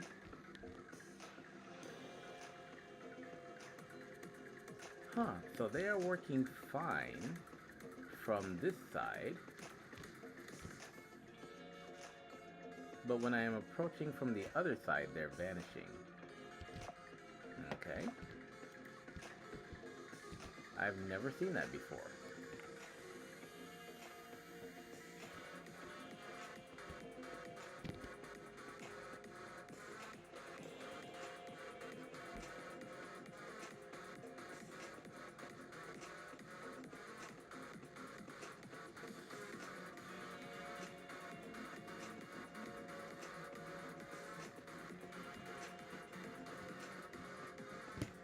Yeah, that's weird. It's working one way, and this guy is still here as well.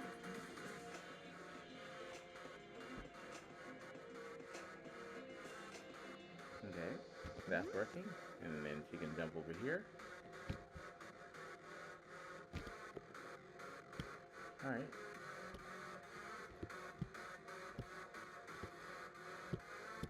Huh. That is weird.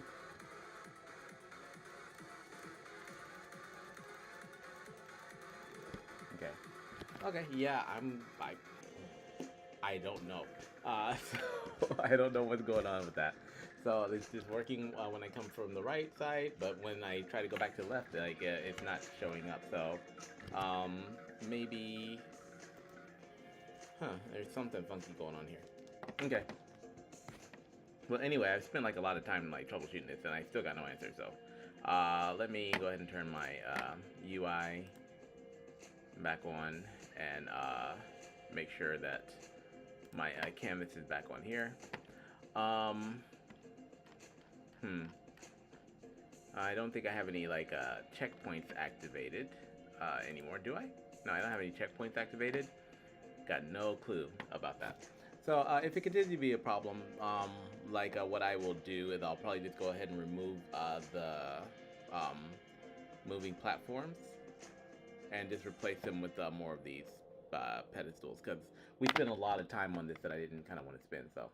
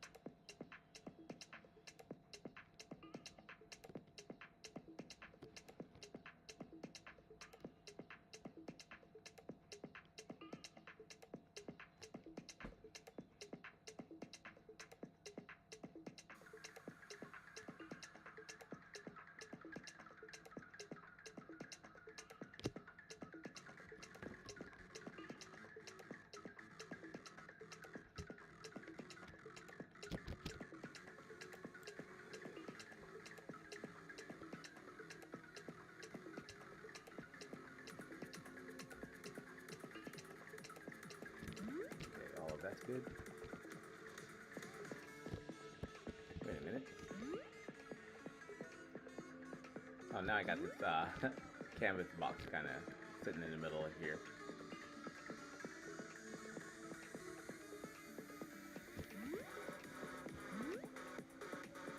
Okay, so I'll go all the way over here, drop down here. Let's see, shoot this guy.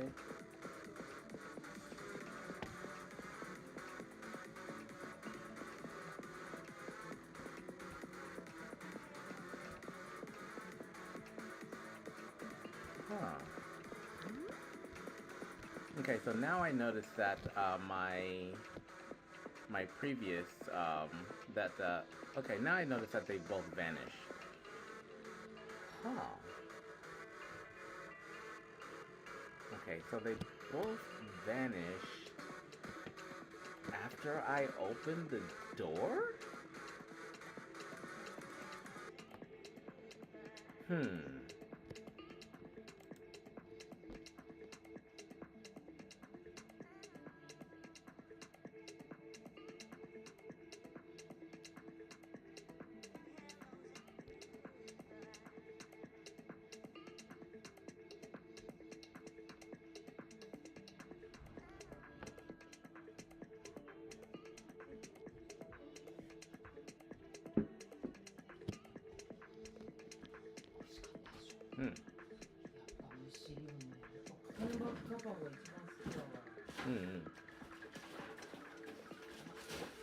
Yeah, like, yeah, perfect mix of spicy and sweet. Right, so this is working now. Huh. Yeah. Oh, yeah. Like, she's just making coffee right now. So, these are working from this side. And then, yeah, I just noticed, so when I went through the door down here,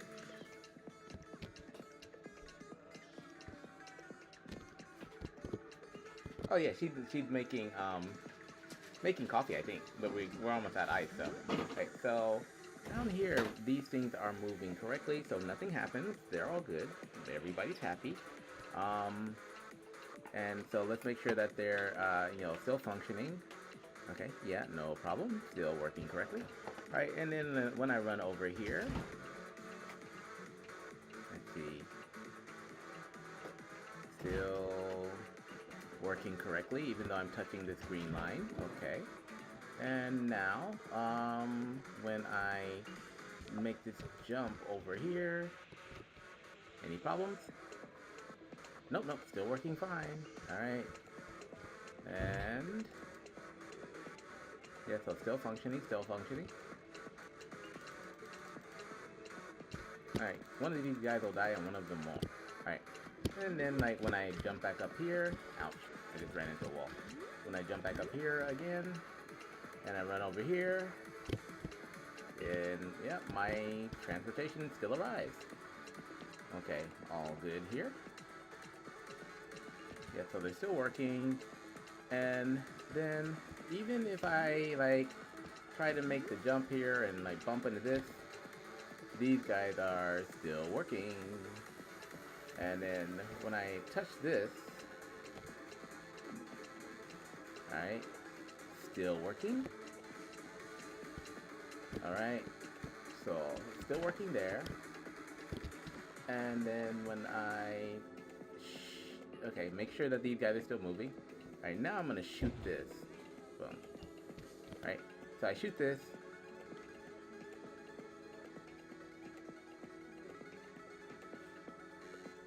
Okay, so when I shoot this, they're still working. Shoot it again, open up.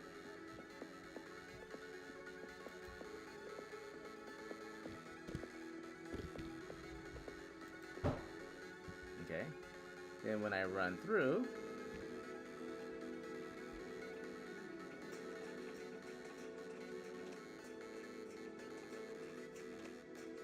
okay, when I run through, the top one stops working.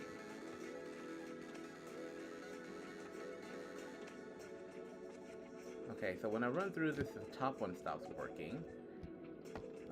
If I go all the way over here,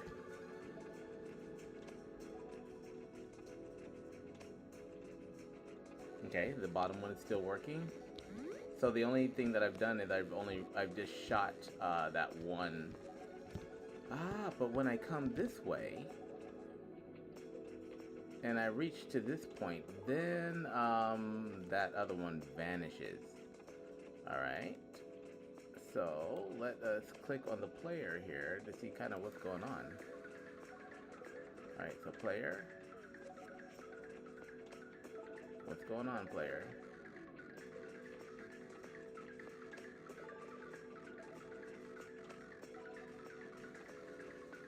Yeah, so it doesn't seem to have anything to do with the triggers on the door. So, and whatever that circle is, that's not really affecting it, I don't think. So when the player gets beyond a certain range,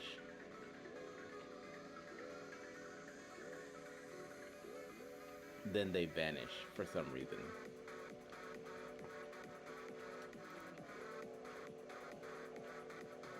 Okay.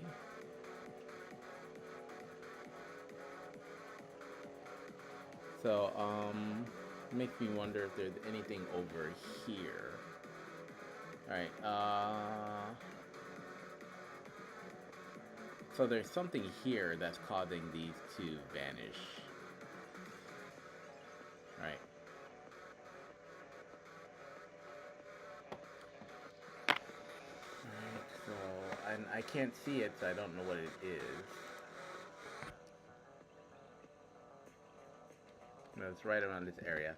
So I'm going to duplicate this and put that as a problem area as well. Like maybe around here.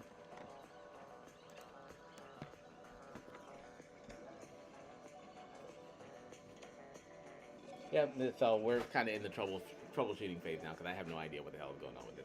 I'm going to go look for some chocolate right quick.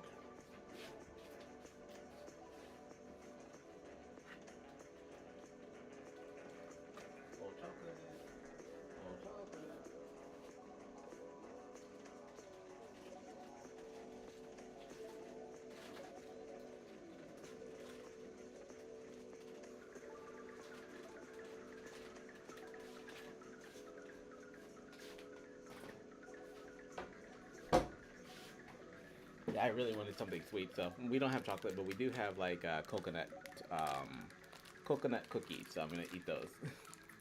So, alright, so we're still kind of troubleshooting these two moving platforms, finding out why they stop moving after the player reaches a certain point.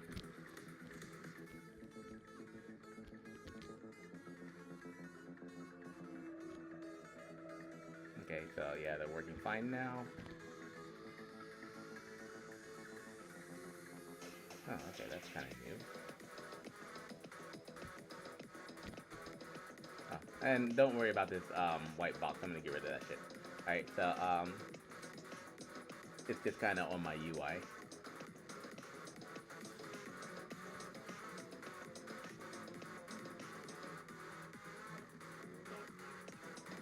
Alright, so I can drop down here now, and that's still working. Wait for this guy to show up. I don't have to jump for it. I can just like drop down onto him. Then I run around here, and these guys are still working over here. Alright, so both of these platforms are still moving at this time. Okay, so they're both still functioning. Then when I come over here and try to kill this guy, probably unsuccessfully. Yeah, he's one of those that physical attacks don't really work on. So I'll move over here, and everything is still working. Then when I come down here, they're still working. And I shoot this. You shoot again. I'll open the door, run through this. Still working. Not working. Okay, so one of them stops working as soon as I kind of run through the door here. Ouch. Okay, and then the other one stops working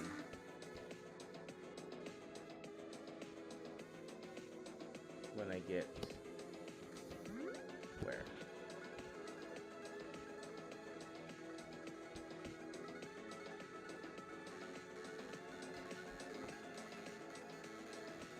Okay, still going.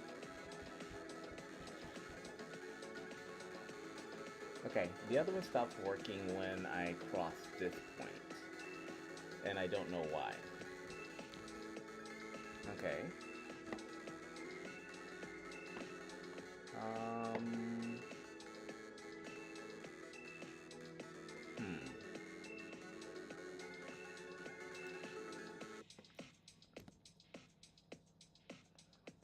Yeah, so one of them stops working when I go through the door, and the other one stops working when I reach this point over here. If you notice, I'm marking all of my issue areas with these red little things right here, because that'll help me troubleshoot these areas later. I'm gonna move this up to like a layer 10. Oh, okay, layer 50, layer 50 maybe. Oh, layer nothing. Layer. Okay, well, anyways, I can kind of see where it's at. So, hmm. Right, so I have to figure out what's causing that. There's got to be something invisible on the screen that's causing this issue. It's gonna drive me nuts, and you guys have been watching me like troubleshoot this for almost about an hour now, I think.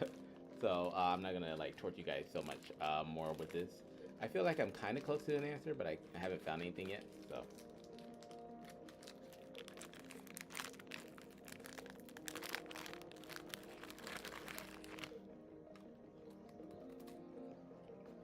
Mm. These are my coconut cookies. I like.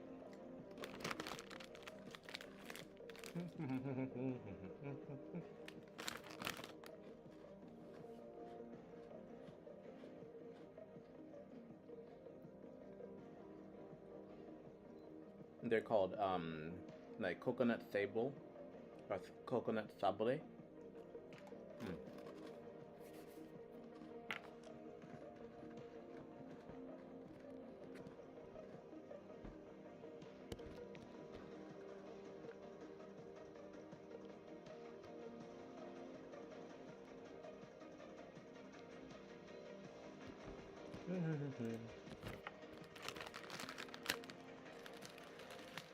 Yeah, troubleshooting takes a while though, especially when it's something weird like this.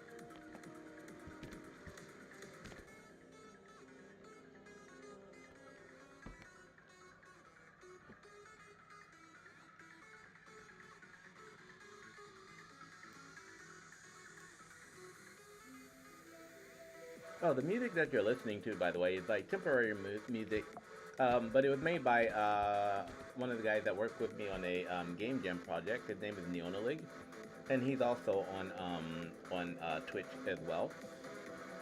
So he made this game, and or he made the music, and we were using it for one of our game jam games that didn't really get completed.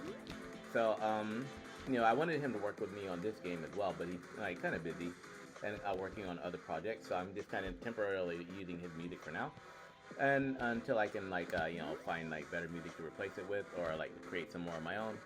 Hmm. But this music will probably not be in the Kickstarter.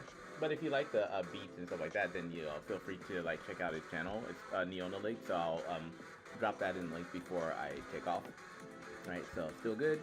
So I'm not even gonna worry about trying to get past this point at this moment. I just want to make sure that if I run up to here but I don't do anything, then these things will still be active. So as long as I don't go through the door, then I'm hoping that these two things will remain active. Now I got cookie parts stuck in my teeth.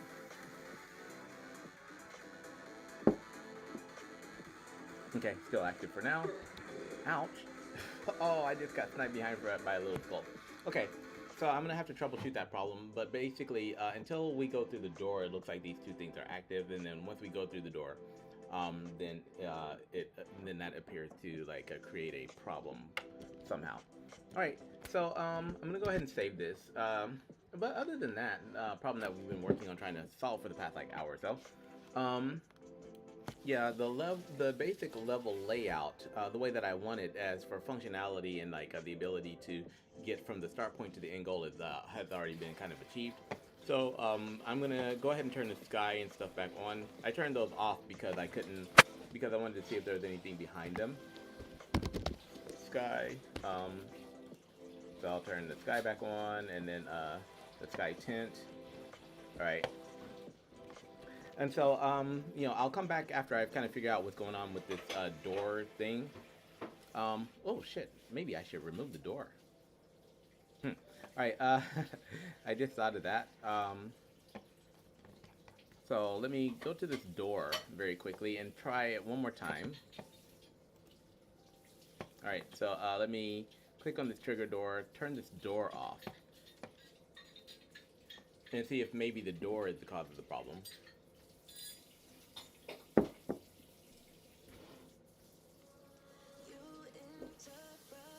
I mean, it shouldn't be. I don't know why it would be, but...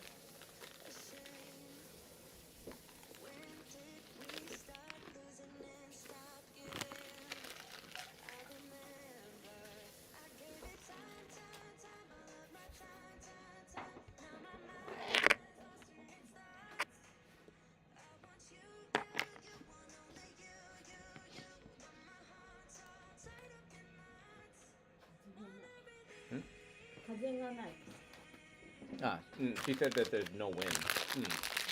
Yeah, so kaze ga nai.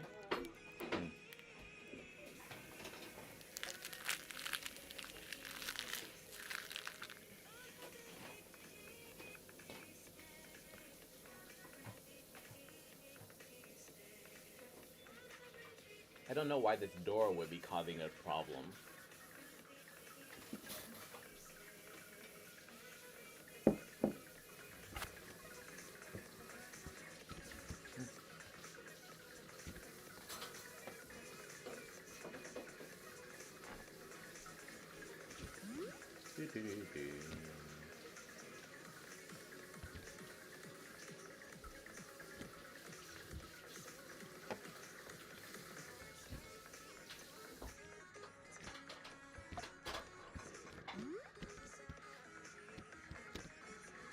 Okay, this is all good over here. So I can jump this way. Okay, run over here. Alright, so these guys are still working at the moment. Oh, arigato. So these guys are still working at the moment.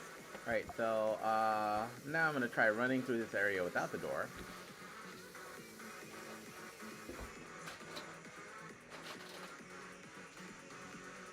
Okay. Okay, so I didn't shoot any triggers, then I went through the door, and they're still working at the moment. I have no idea why the door would be causing these two guys to okay, nope, it's not the door. Huh. Yeah, for that one, it's not the door, because it just vanished without the door being there, so I'm kind of happy, because, like, I don't have to, that means that my door is working. Okay. So at this point, there's something there that's causing that to vanish. And then this bottom one is still going. But as soon as I cross this point here,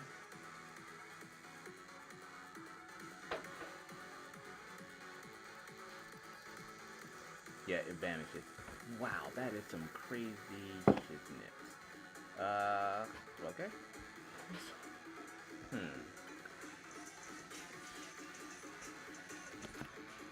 Alright. I'll kill him just out of spite, because he's just kind of hanging out there. All right, so it's not the door that's causing the problem. It's something else. So which is kind of good to know. So I'll go ahead and turn my trigger door back on.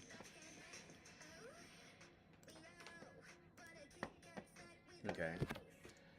Alright, so trigger door is not causing the issue, but something else is, so I've got to find out what that something else is. So that's why I've kind of marked these areas with red. Alright, so I'm going to go ahead and jump off of this stream for now, just so I can kind of troubleshoot this a little bit more, and so I can go find something with chocolate. Alright, but thanks for sticking with me so far on this, and we're going to continue with this level build. Because once we build this level, then we're going to use this base to build the other level. So we're just going to like copy this level over. I mean, once we have the layout for this level done, and we don't have like any bugs like the one that I'm kind of running into at the moment, then we're going to copy this level over.